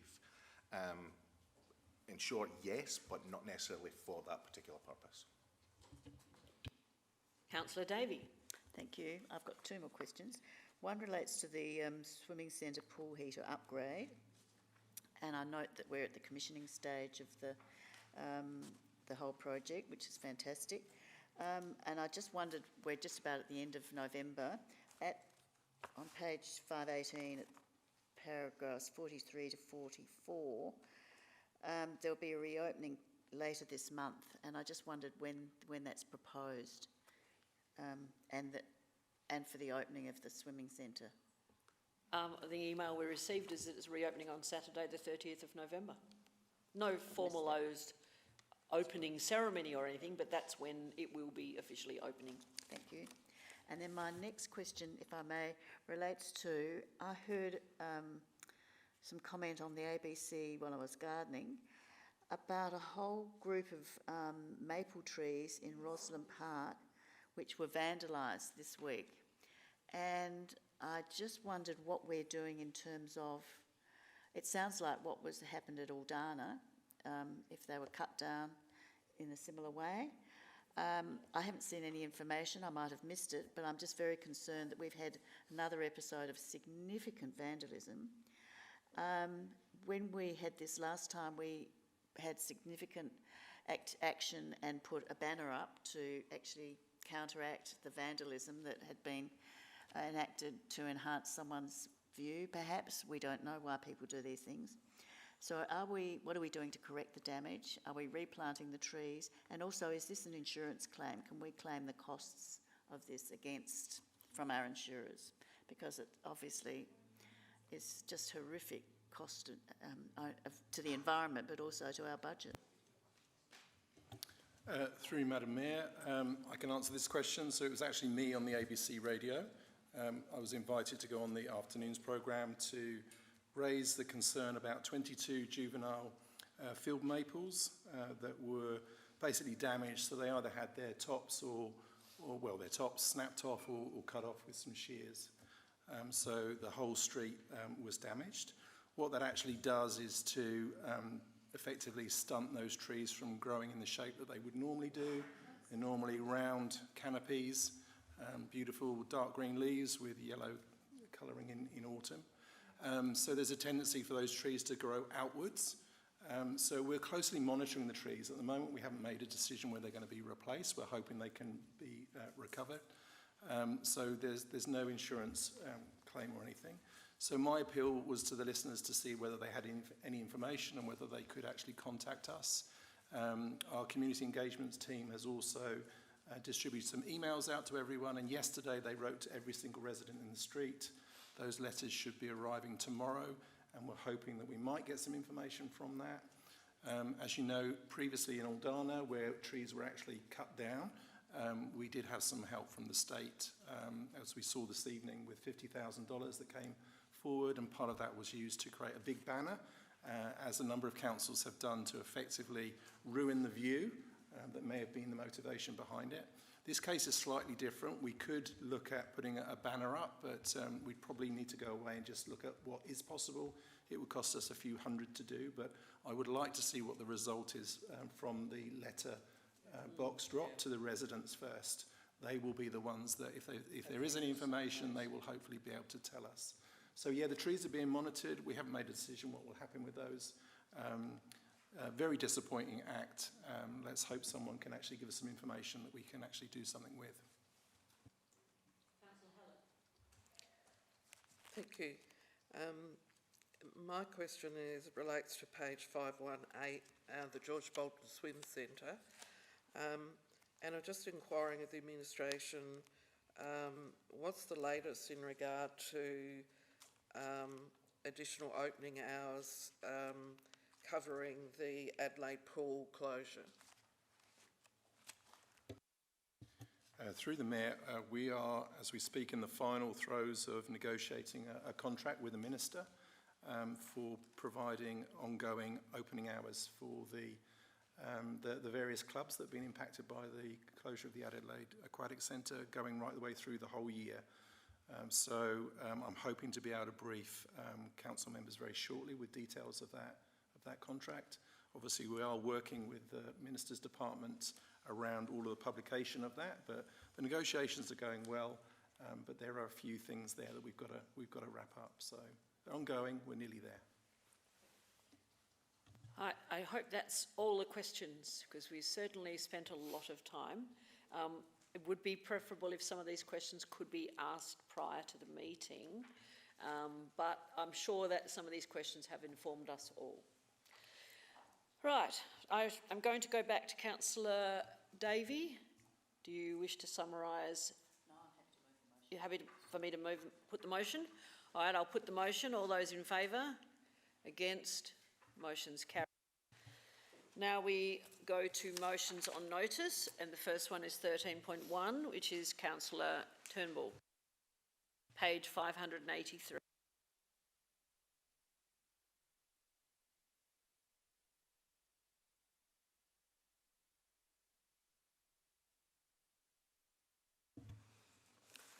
Thank you, Mayor.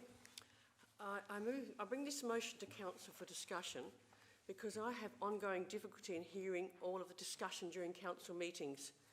In my previous seating position, I often struggled to hear Council staff who were located behind me, and I registered this issue. Recently, without any consultation or discussion, I was ordered to relocate to this new position furthest from the Chair and the CEO. I have found this relocation disadvantageous. I now have even more difficulty in properly hearing discussions, and particularly from the administration staff when they're called upon to give answers and provide information, as they frequently are. The present audio-video system was acquired in 2017. I'm informed that an audio-video upgrade will be budget bid for next year.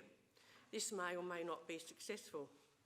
Even if successful, implementation of it would delay action for perhaps a further 12 months. More immediate solutions are essential for those current council and staff members and attendees with hearing impairment. To be able to hear is crucial for everyone, to be able to participate fully in debates, discussion and decision making. Burnside Council has a Disability Access and Inclusion Plan, which states that it's committed to the provision of funding, support and services for people with disabilities. So this obviously includes those with a hearing disability.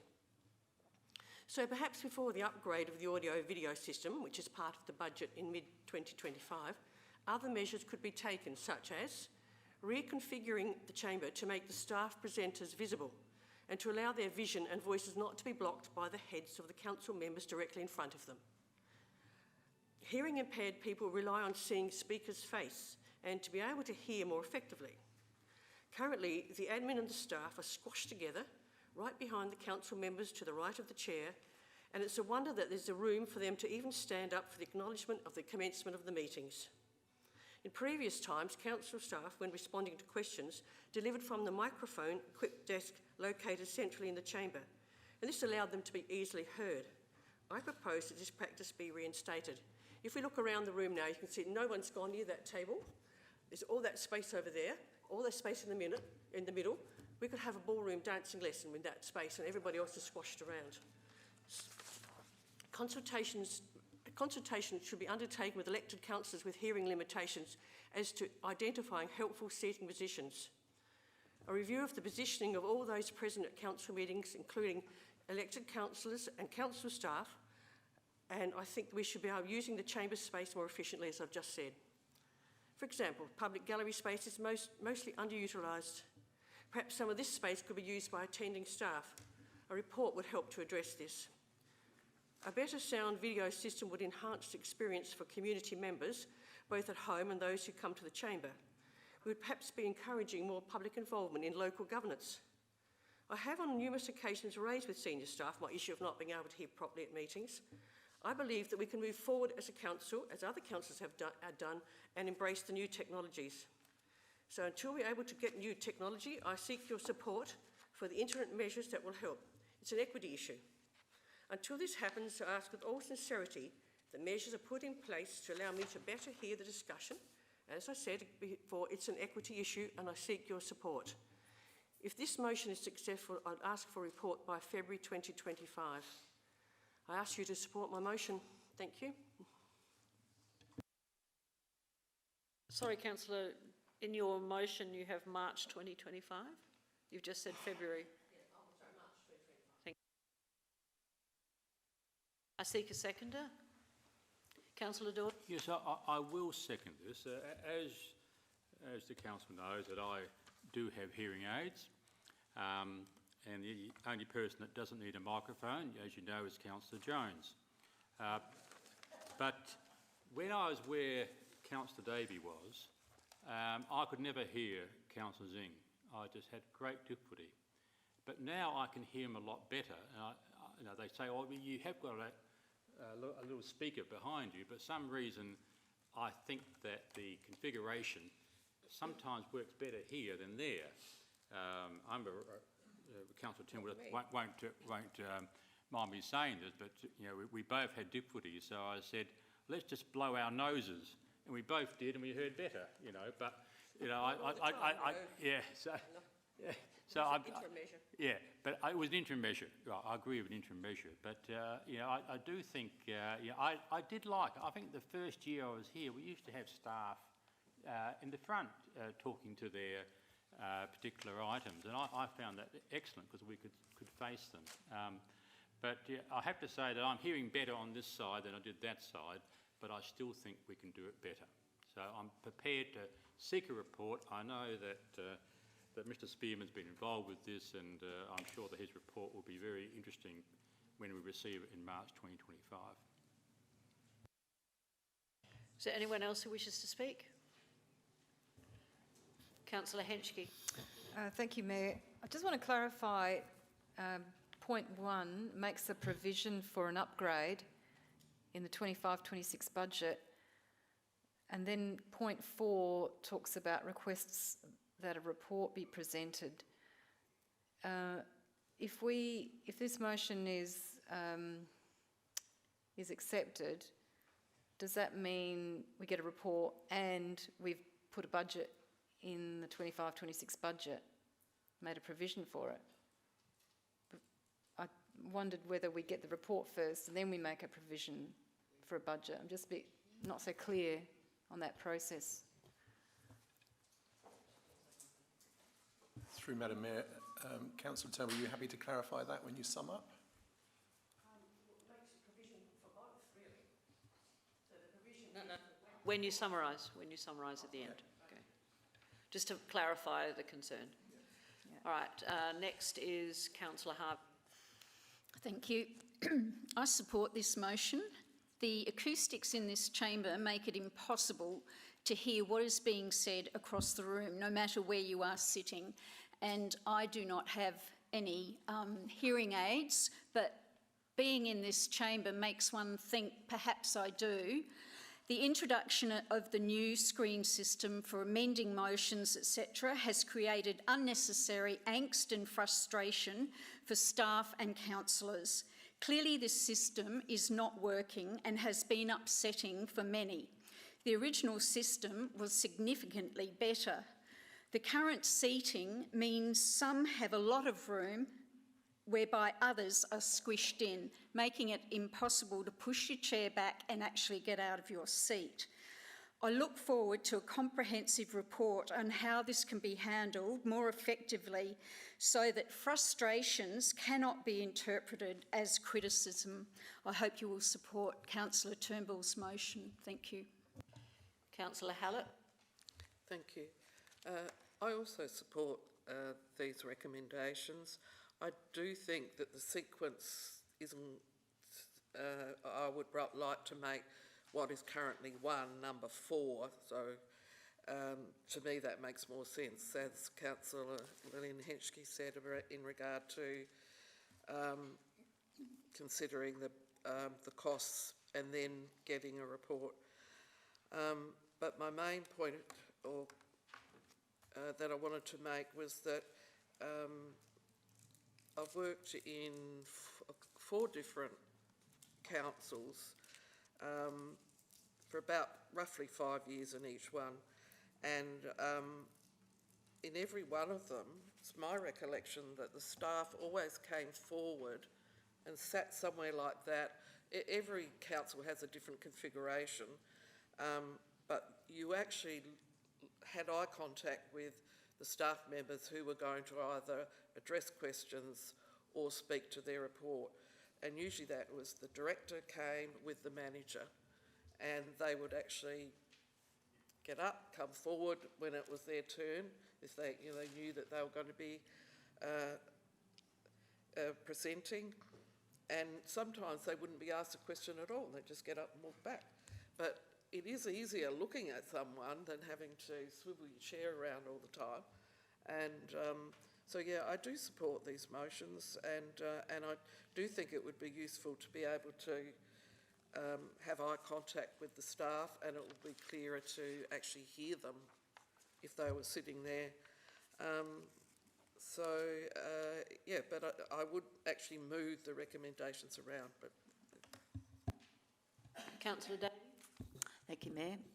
Yes, I endorse all those comments, and I'm happy to support the motion and thank Councillor Turnbull for it.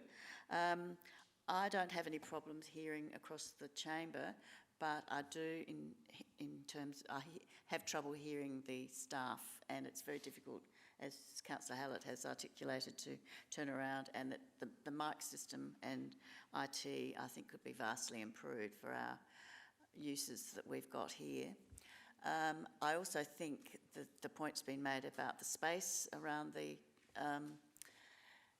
desks and how that's allocated, and I think we could have a better utilisation of that, because in my new position, since I've been moved, I think I'm happy here. It's great because I've got half as much space again. So there is... So there is inequity. I mean, I think we could do it a lot better, and I agree it would be so much easier to have the staff addressing us and answering questions, sitting at the front. Yeah, that's predominantly my position. So I really look forward to a report coming back to us in March with some options about how we can juggle things around. I don't think it would cost a huge amount. I don't know. I mean, the IT upgrade and audio-visual might be more expensive to figure into the budget, but we do need to improve things, and I think this is an opportunity. So thank you for your motion, and I'll support it. Councillor Henschke. Oh, yeah, thank you. I'd just like to speak to this motion now. I really don't think, you know, personally, I know that everyone's got different needs and so forth, but we do have to remember that we had to increase rates to historic highs. I don't know what the community would think if, you know, we were having to make ourselves a bit more comfortable than we are. I mean, it's pretty good, really, what we've got. And we really have to think of the context we are in with the rate rise. We're under a lot of pressure. We've cut a lot of projects. And unfortunately, look, I think we just have to save as much as we can. Even if we're not going to be so comfortable for a year or two, I think we really have to cut costs. And whilst this is only asking for a report for now, it will be the thin edge of the wedge, and we'll be angling for, you know, some capital. I have to say, I'm sorry, I cannot support this. In the current climate, when I heard those ratepayers at the budget, it was very humbling. Right, I'm going to suggest that we go to Councillor Turnbull to summarise. Thank you for your input into this motion. It's okay, Mr Jordan, we'll find a spot for you if we do change it round. But this is the disability access and inclusion process. I'm very surprised to hear somebody say, suck it up, that's all right, it doesn't matter if you don't hear, you can make a decision on half of what you hear, fine. That's not right. It's pretty hard if you have a hearing impairment. So via this motion, I'm asking for support for a refiguration of the chamber, allow all council members, staff and attendees to hear presentations and discussions and to be part of the discussions. This will line up with the Burnside Council Disability Access and Inclusion Plan. Upgrading the audio capabilities will significantly improve sound quality, but it needs to be a budget bid in mid-2025 when we've got some more money. But will it be passed? Then quotes are needed, and then installation, so it could be up to 12 months away. With some modifications as to where staff and council members sit, hopefully we can alleviate the dreadful feeling I have of A, not being able to hear, and B, having to ask people to repeat themselves.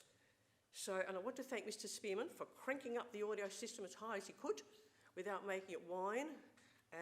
He did that last meeting to help me out, and I do hope you'll support this motion. Thank you. All those in favour? Against? Motion's carried. Right, next one is also Councillor Turnbull. Excuse me, are we having a break, Mayor? 13.2, page 585.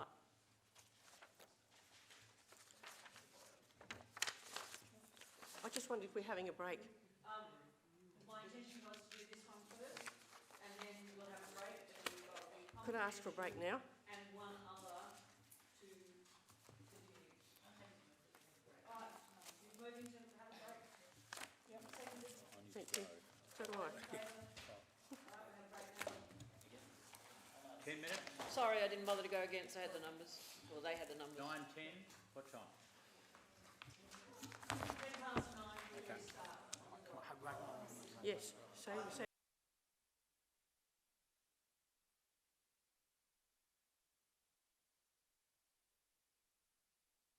Councillor Turnbull, please resume.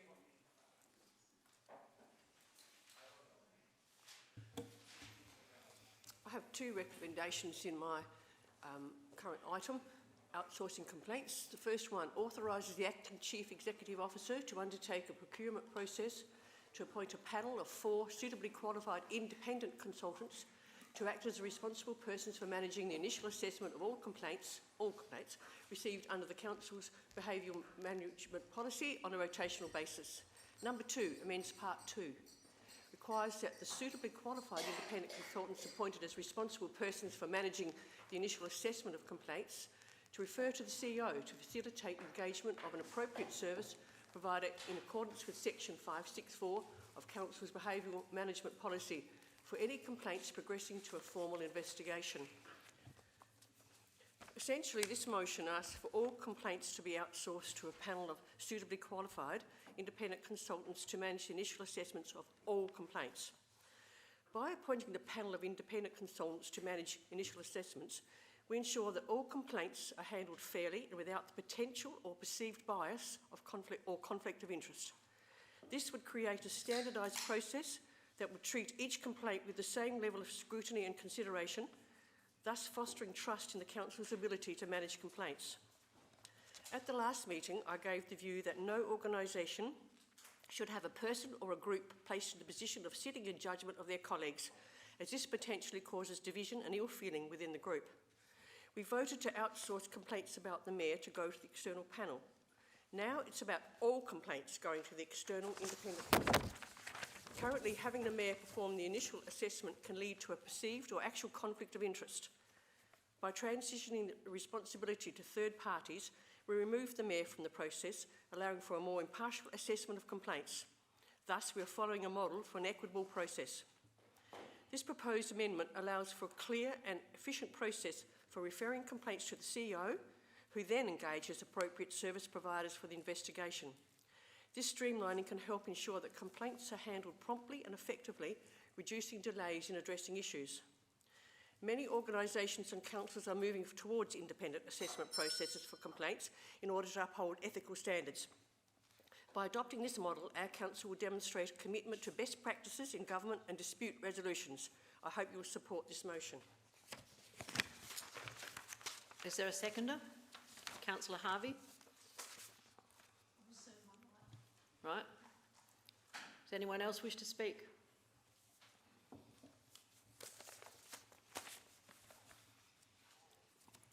Councillor Dawes. Sorry, Councillor Turnbull, you need to turn your microphone on. Yes, this is a difficult one for me because of 2 reasons.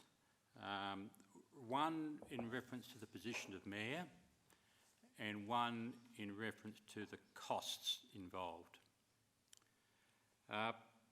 Over the 2 years to date, we've been together for 2 years, there have been 17 complaints.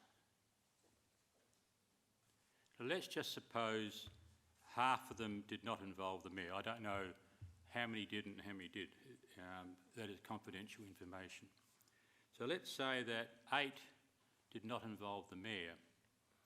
Now, we have been told in the previous council meeting that if we do have an independent company or organisation that will look at these matters, it will cost us around $5,000 per complaint, depending on the complexity.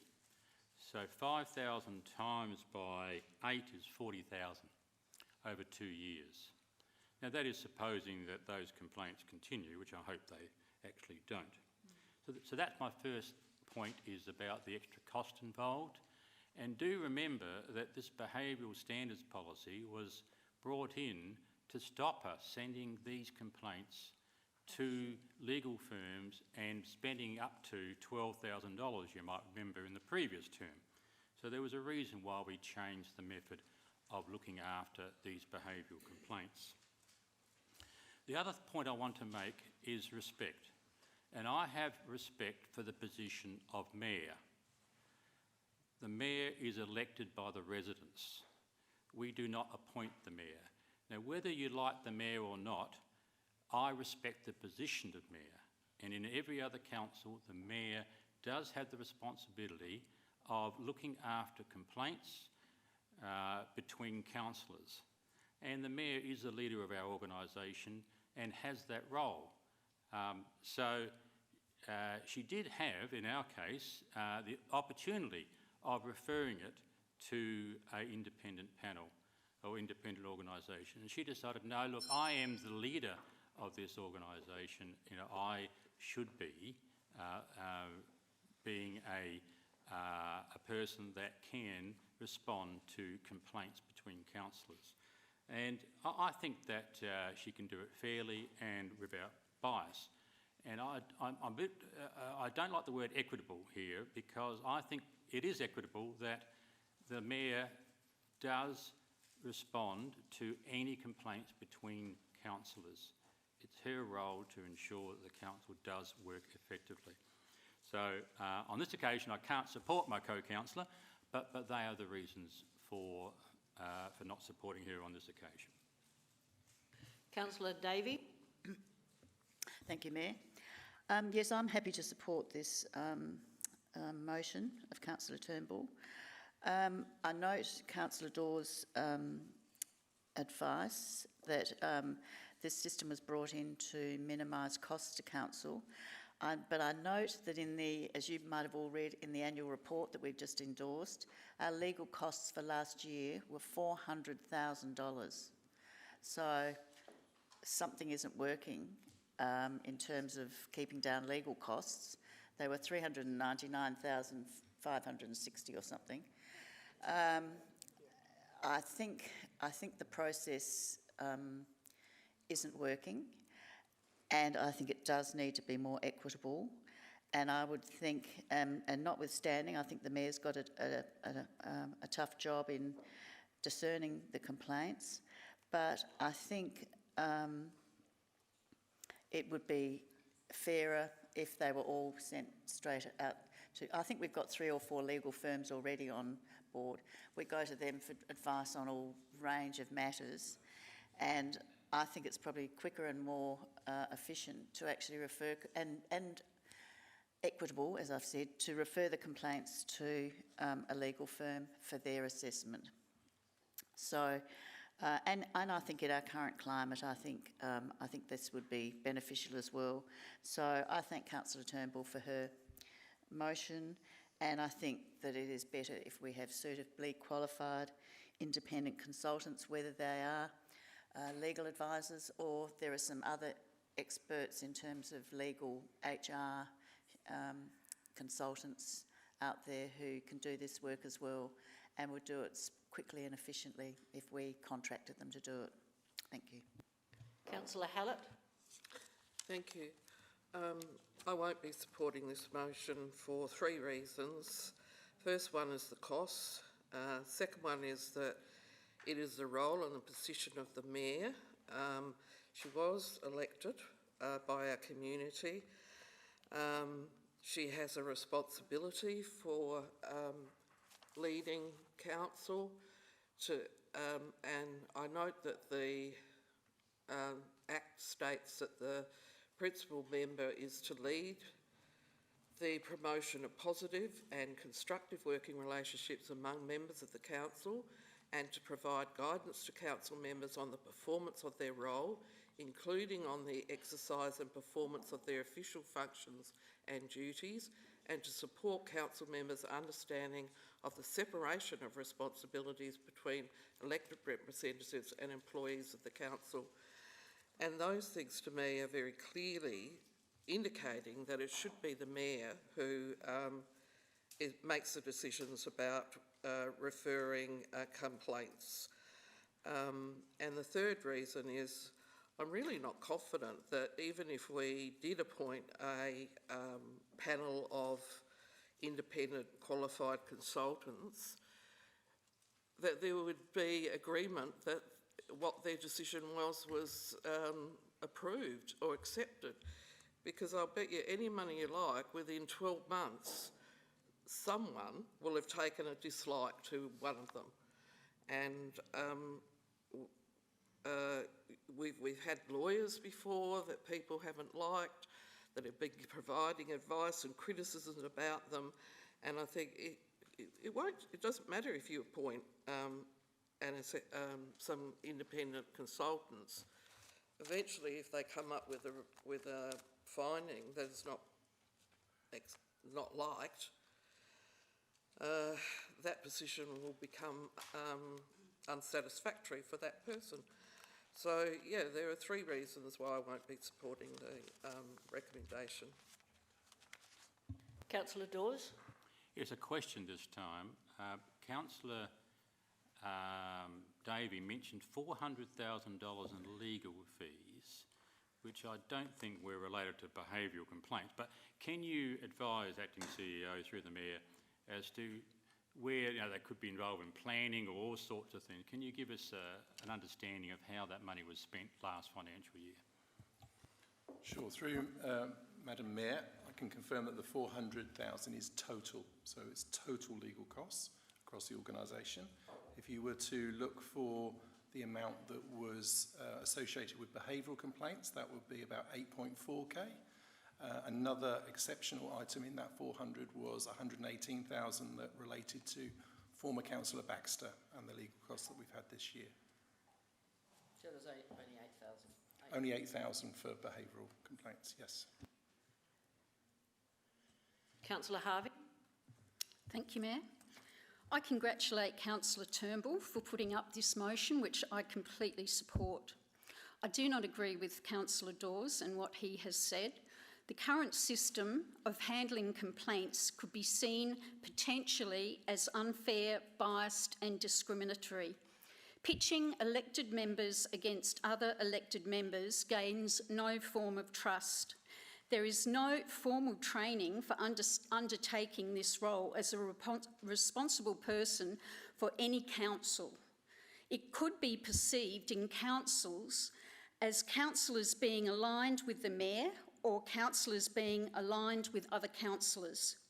Mayor Monceau confirmed to us at last month's meeting that after speaking with many mayors from other councils, she confirmed that it is not working for their councils. Burnside is no different.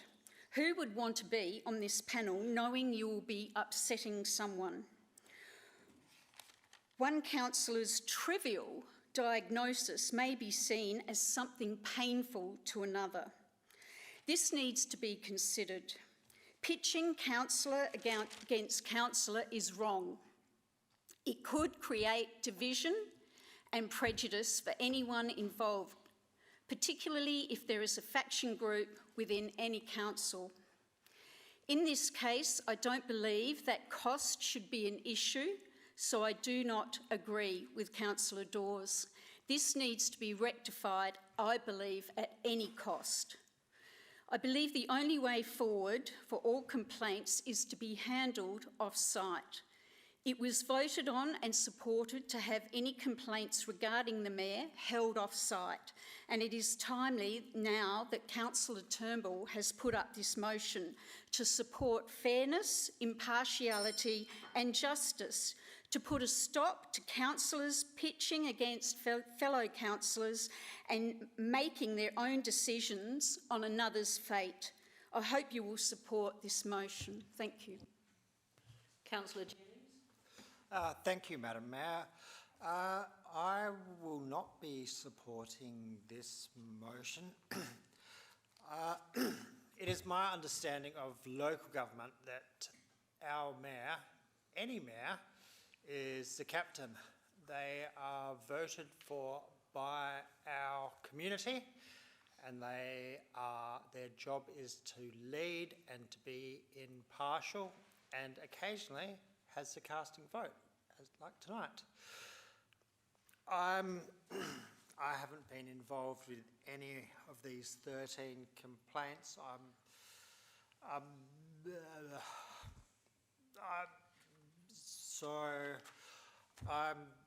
With not having any experience or knowledge, I am going with what I know, and I trust Madam Mayor, and I feel that they need to be a leader, and this chamber needs to respect what the captain, the mayor, says. Thank you. Councillor Jones? Look, I have to say my views are unchanged from the last time we debated this, which was not very long ago. We had 4 backups for the mayor, who were all council members, for when the mayor was conflicted, and they put their hands up and said, we don't want to do this anymore. It's putting us in an invidious position, deciding between 2 councillors when they're going to complain against each other. So if we accept the principle... What is your point of order? Well, you want me to say it? You have to. Point of order for me is that Councillor Jones just said that the people who were on that panel didn't want to be on the panel anymore. I don't believe that's a true statement. I don't believe it's true either. I am only aware of one person who has said they do not wish to be on that panel anymore and who has resigned. Well, I hate to say, we had one person has resigned, and we had an officer's recommendation, I think it was last council meeting, to say that we should take it away from them because they felt it was putting them in an invidious position. Is that not the case, Acting CEO? Through Madam Mayor, yes, that's absolutely the case. And can I just remind everyone, this motion is an amendment to what we agreed last time. And we did agree that the responsible panel would be replaced. Okay? That's not what this motion is about. It's adding to it. It's amending that motion. So we've got that in place already. Yeah. So, yeah. But we've accepted the principle that for the backup councillors, they're not going to do it anymore. We'll have an independent. So the same principle applies. And people have talked about the leadership position of the mayor. If the mayor's deciding between Councillor Harvey and I, since everyone's confused, Councillor Harvey and Councillor Harvey, have a Barney and make complaints against each other, and the mayor rules against one of us, the other person's going to have a grudge. And then how do you spend the next 4 years being a leader when that person hates your guts? It's just not going to work, is it? So that's why we've said let's have an independent panel member who can take independent judgments, and then the mayor can have a leadership position because people won't bear a grudge against her. So, look, it seems pretty logical to me. And keeping it the way it is just going to lead to continued pain for the next 2 years, in my opinion. I'd like to make a statement, and the statement is this.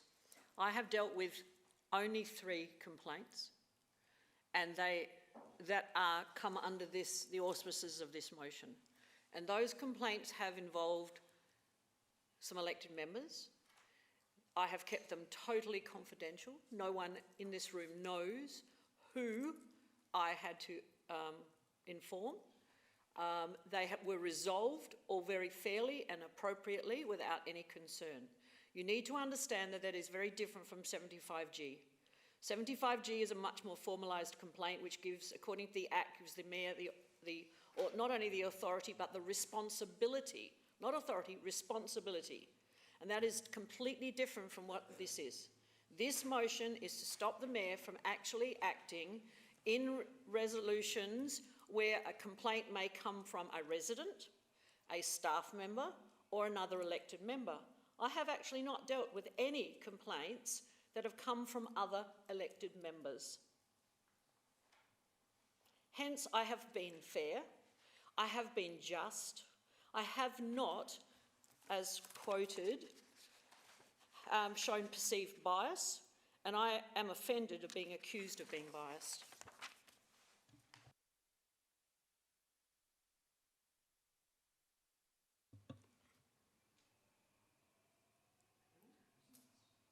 Councillor Harvey. I have a question, please. Perceived bias is what I said. Is that not true? I said I object to the use. I don't even remember who said it, but I said I don't like the word perceived bias because I do not believe that I have acted with bias. I said in any council. I was not referring to any specific council. I said in any council. I wasn't having a go at anyone in particular, Councillor Harvey.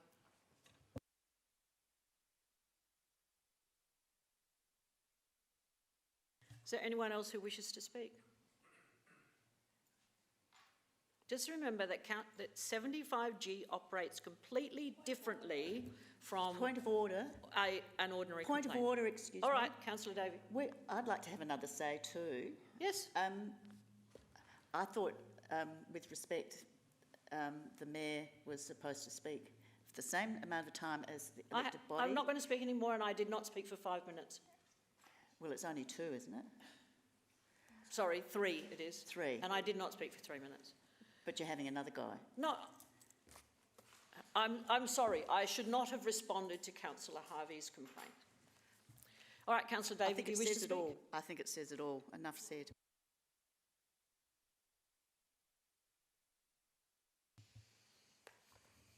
Councillor Dawes. Yeah, I've only got a question here. You know, I've already noted that Councillor Hinsky's left because she's upset. So my concern is, again, we are raising things that are beyond what we should be doing. But my question again is about whether there are any other alternative ways of handling this.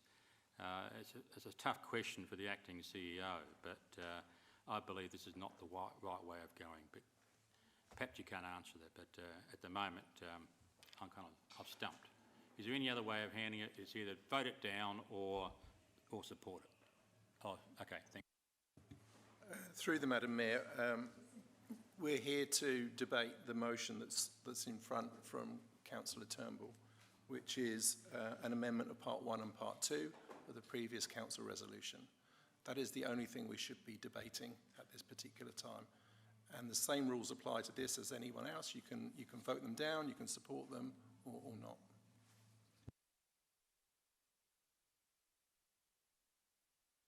Is there anyone else who wishes to speak? All right, I shall go back to Councillor Turnbull. Well, thank you, Mayor. Well, as in other councils, the process so far hasn't worked for us at Burnside. Let's be quite clear about this. Lots has been said in this debate that makes you realise it's not going to work. I really hope that you can see the process of appointing independent consultants as arbiters for all complaints is fair and equitable. This ensures that all complaints are considered impartially without the influence of the presiding member and other council members. We were told, somebody said that the consultants who would be employed on a rotational basis may take a dislike to somebody if they keep coming back at them. It's a rotational basis, so one person does it one time, one another, and so it goes on. And really, I think people would be reassured that there was a fair and impartial assessment and there'd be less complaints, because you know it's going to be followed up with impartiality and fairness and respect. I would still like to see all complaints outsourced, and I repeat the word equitable. It must be very difficult to be unbiased if you are a presiding member or a council member looking into something that's happening in this council. And we can see that it hasn't worked. It's caused divisions. So if we outsource everything, we don't have to worry about it anymore. I'm sorry, but the money would be well spent in order to have a nice collaborative council where we all get on, we discuss things, and we're respectful to each other. So I'm hoping you will vote for this. Thank you. I'll put the motion. Those in favour? Those against? Then obviously I have the casting vote and I will not support this motion. Division's been called. Those who voted in favour, please stand. Councillor Turnbull, Wilkins, Jones, Davey and Harvey. Those against, Councillor Dawes, Councillor Jennings, Councillor Hubel, Councillor Henschke and Councillor Hallett and the Mayor. Now we move to 13.3 on page 588. That's Councillor Davey.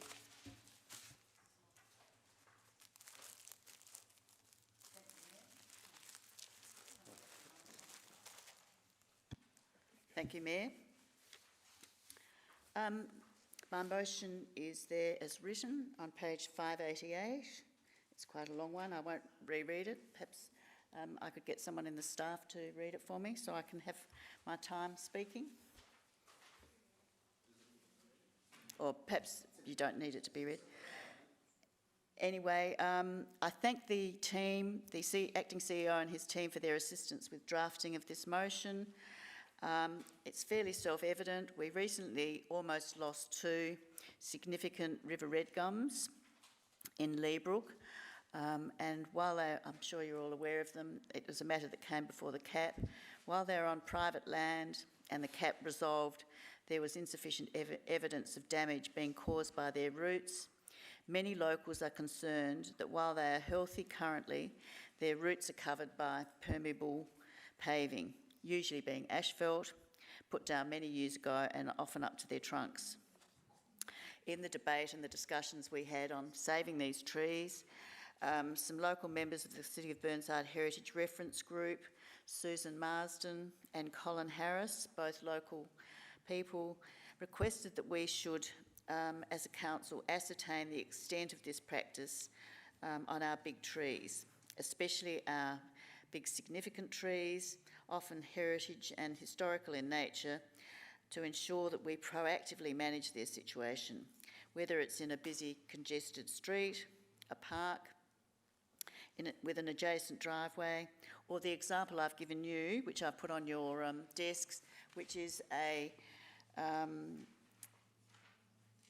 Meals on Wheels site in Phillips Reserve in Leabrook, where it's in a council park, but one whole half of the park has been asphalted right up to the site of a couple of really big old river red gums.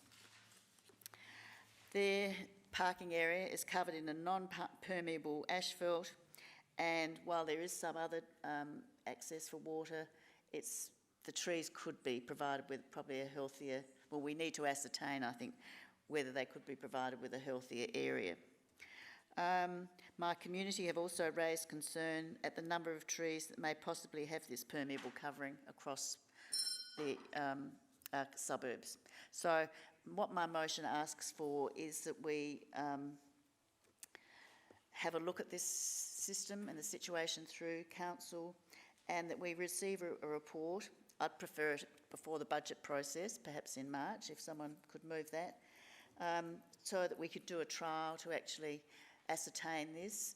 The staff and our horticulturists would have an idea of the examples, and that we make some provision in our 25-26 annual business plan and budget so that we can make this investment in these really old historic trees.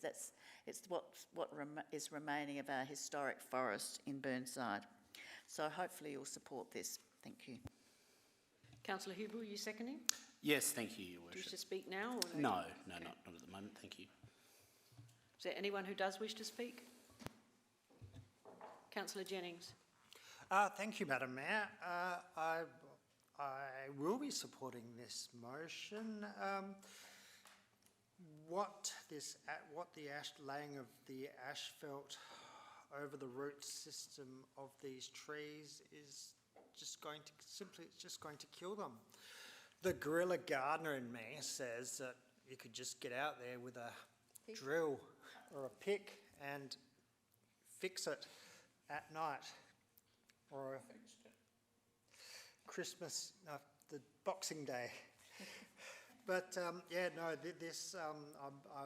don't know who laid this bitumen, but it was ill thought out, giving the freedom to these gigantic cars that can just park wherever they want. So I thank Councillor Davey for this motion. Councillor Hallett? Thank you. I have some questions, and they're to the administration. There's three parts to it. Is this covered by existing policies, such as the tree and irrigation water system mapping, tree mapping? The second part is, what are the approximate costs? Not so much of the actual scheme, but of undertaking the research work. And the third part is this our responsibility or is it Green Adelaide's? And by that I mean, isn't it their responsibility, given that we give them a lot of money, to be educating the communities about the impacts of impermeable surfaces and how important that is? I mean, they produce brochures on small gardens, new house and trees to plant. Maybe that's something that they need to be doing. So those are the three aspects. Is this covered by existing policies and our mapping processes? What are the approximate costs of actually getting up a budget submission that makes sense? And three, is this our responsibility? Thank you for the question. I could answer some of this, but I'm going to hand it over to Mr. Kent. Thank you. Thank you. First, I'll answer the easy one first. The last question, yes, it is our responsibility. Councillor Davies' motion's referring to all public assets, public trees. We will certainly work with Green Adelaide as part of this process to try and seek additional funding, get advice, etc. And I agree with you in terms of community education sentiment, so that's certainly something we can look at. We've worked very closely with Councillor Davey to land on a recommendation or a motion here that we are very supportive of. We believe it will add additional benefit to our existing tree management process. Long story short, our current process doesn't manage what is looking to be achieved here, with the exception of when we're doing an upgrade of a park or open space, because then we'll take into account the full upgrade of this. The vast majority of our trees, particularly in the house face, are adjacent to hard surfaces. They're in car parks, they're next to roads, they're next to footpaths, they're next to private properties. To be able to give all of the favourable growing conditions for all of the trees across the city would require significant removal of a significant amount of hard surfaces. So that's far and above what we currently do when we assess and manage the existing condition of the trees in their existing or current growing conditions. How much it's going to cost, we can't answer just now. So that's why we've suggested that we're going to go away and work on this internally to come up with a trial that we'll then be able to put as a business case as part of the budget consideration. So you'll have all of that information when you're considering your budget. Councillor Dawes. Thank you, Mayor. And I'm pleased that Councillor Davey mentioned the Leabrook trees. We only won that 3-2, but it was a good win, I can tell you. Also pleased it's a 25-26 budget bid. You know, if you go to the Kingston Gardens Reserve car park, you will see these huge trees there and with the bitumen right up to the trunk. So there's another photo which we could add to the collection. So it's not a small matter, there's quite a few trees that are involved. The other thing I thought would be good, which Councillor Davey hasn't mentioned, but I'm sure that she would support, is that what we're actually doing is providing advice not only within our council, but also to ratepayers who've got similar issues with their gum trees and may have bitumen right up to the trunk of the tree. So I like the idea of seeking funding because, as Councillor Jones has said before, we do need to do this more often with Green Adelaide and see if we can get some money back. But as a trial, because I think what we'll be doing for Adelaide and also regional areas is set the standard as to how we look after these magnificent trees by not having bitumen right up to the trunk. So I'm full in support, so I'm supporting 2 of the 3. So I thank you for the motion, Councillor Davey. Councillor Wilkins. Thank you, Your Worship. I'm definitely going to support this after we sat through the last CAP meeting and won a positive decision on the trees and in the car park of the Baptist Church next to the Knightsbridge, thank you, yes, next to the Leabrook supermarket. It's really important that we lead by example in our community and educate those ratepayers and the wider community of the importance of permeable paving. If we can't put down permeable paving after exposing and getting rid of the asphalt around the trees, then just leave dirt. Put mulch around it, for God's sakes, so the soil is improved. That's what we can be doing. We're educating the community and showing up how practices have changed over time. It was all about making it easy for parking. Well, okay, we need to preserve these assets, even though I maintain don't plant any more large gums in our neighbourhoods for future generations to have problems. Deal with what we have now by showing that we can improve the stability of these trees and their life in our city. And we're setting the standard, and do that with some state government money that we pay them. That would be an excellent idea. So I will support this motion because there are more examples in the city, and I've seen other examples in school car parks where the whole car park is permeable paving. Permeable paving works. So I will support this. Thank you. Councillor Harvey. I support and thank Councillor Davey for this motion. I want to acknowledge Councillor Davies' recent dedicated efforts in rallying her community to help support 2 huge 1 to 200-year-old river red gums at Leabrook from being cut down, and this was an outstanding result.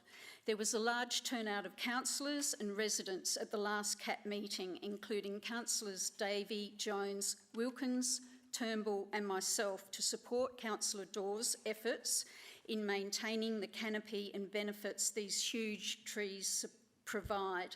Councillor Dawes presented an excellent speech on why these trees needed to remain and be supported. It was thankfully supported with a great outcome for all, especially the trees.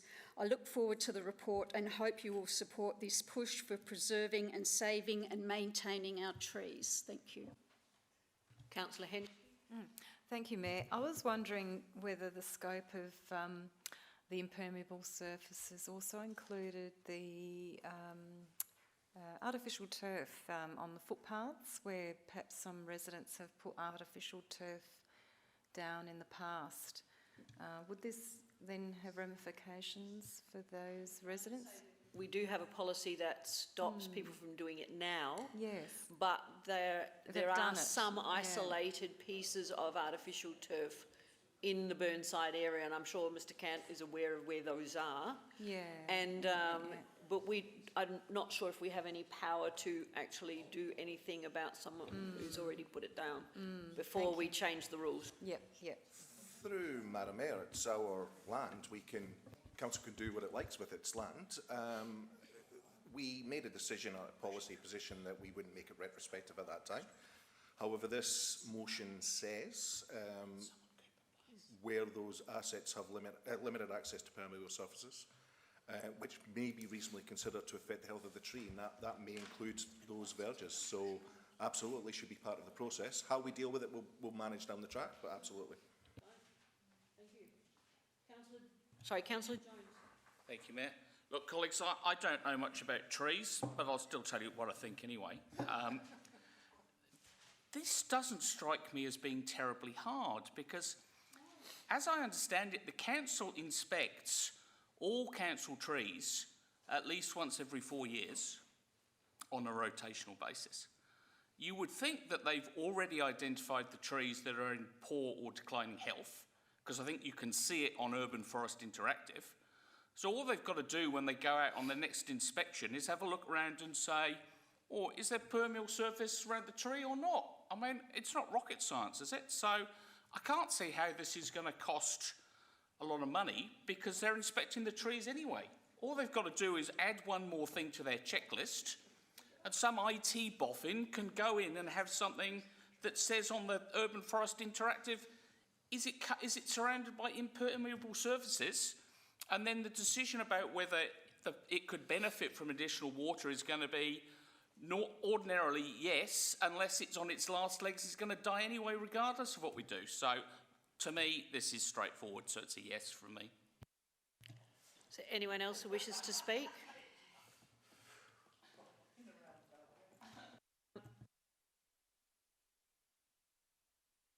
I'd just like to take you back to the intersection at the bottom of the freeway that used to be called the Old Gumtree Corner.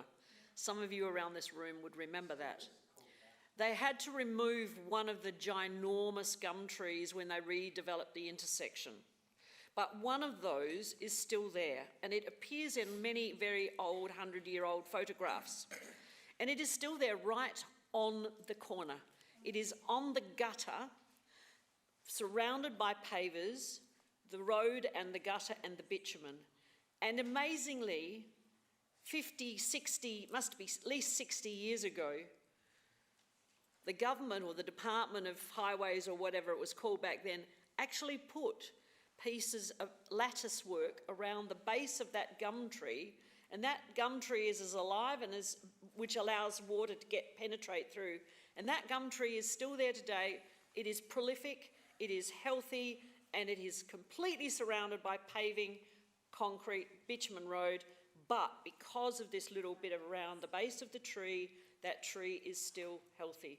And I do commend the motion, and I think it's a really good idea, and there are lots of ways, but it's not in reinventing the wheel. People had that imagination and that knowledge and that understanding. I think it must be at least 60 years ago since the old gum tree was removed. Anyway, I commend the motion. Thank you, Mayor, yes. And thank you everybody for your feedback and interest. Before I go on, I'd also like to acknowledge and thank Councillor Dawes for the magnificent job he did in the CAP meeting to articulate the benefits of these beautiful trees and all of the reasons why they should not be removed, and which I think went a long way, as well as the presence in the gallery of quite a few members of the community and the one of the Conservation Council, I beg your pardon, who are very interested in helping you get over the line, and I think convince the presiding member for his views, which he presented very well. Unfortunately, this sort of paving's sadly been a traditional way of managing our car parks. You just pave over them with asphalt. It's been the easiest and cheapest way, and slowly and incrementally, it just kills these magnificent trees, especially where they've got restricted routes to water. And so this proposal is just to proactively identify possible problems and intervene where it's thought it is needed, and the trees can be given support and a new lease of life. So I think we all know of the examples around Burnside. We can probably all send them to the administration if they need any help. I think Councillor Jones summed it up well. They probably already know where most of them are. I remind everybody that we're very proudly a tree city of the world, and we're the custodians of these trees. So I believe it's possible also that we can obtain some grant money from Green Adelaide and perhaps other places to assist this process. And I think, as also has been mentioned, the City of Burnside can be an example to others, and that we should use this opportunity to promote the benefits of caring for our old trees to our residents, particularly our new residents who may be ambivalent about ensuring their lovely big trees that they've inherited roots have access to water. So hopefully you'll support this motion and we can get this underway with, I don't think, a hugely costly exercise, but one which we just need to systematically look at these trees. Thank you. I'll put the motion. Those in favour? Those against? Carried. Now I seek someone to move a motion to go into confidence. Councillor Henschke, thank you. Seconded by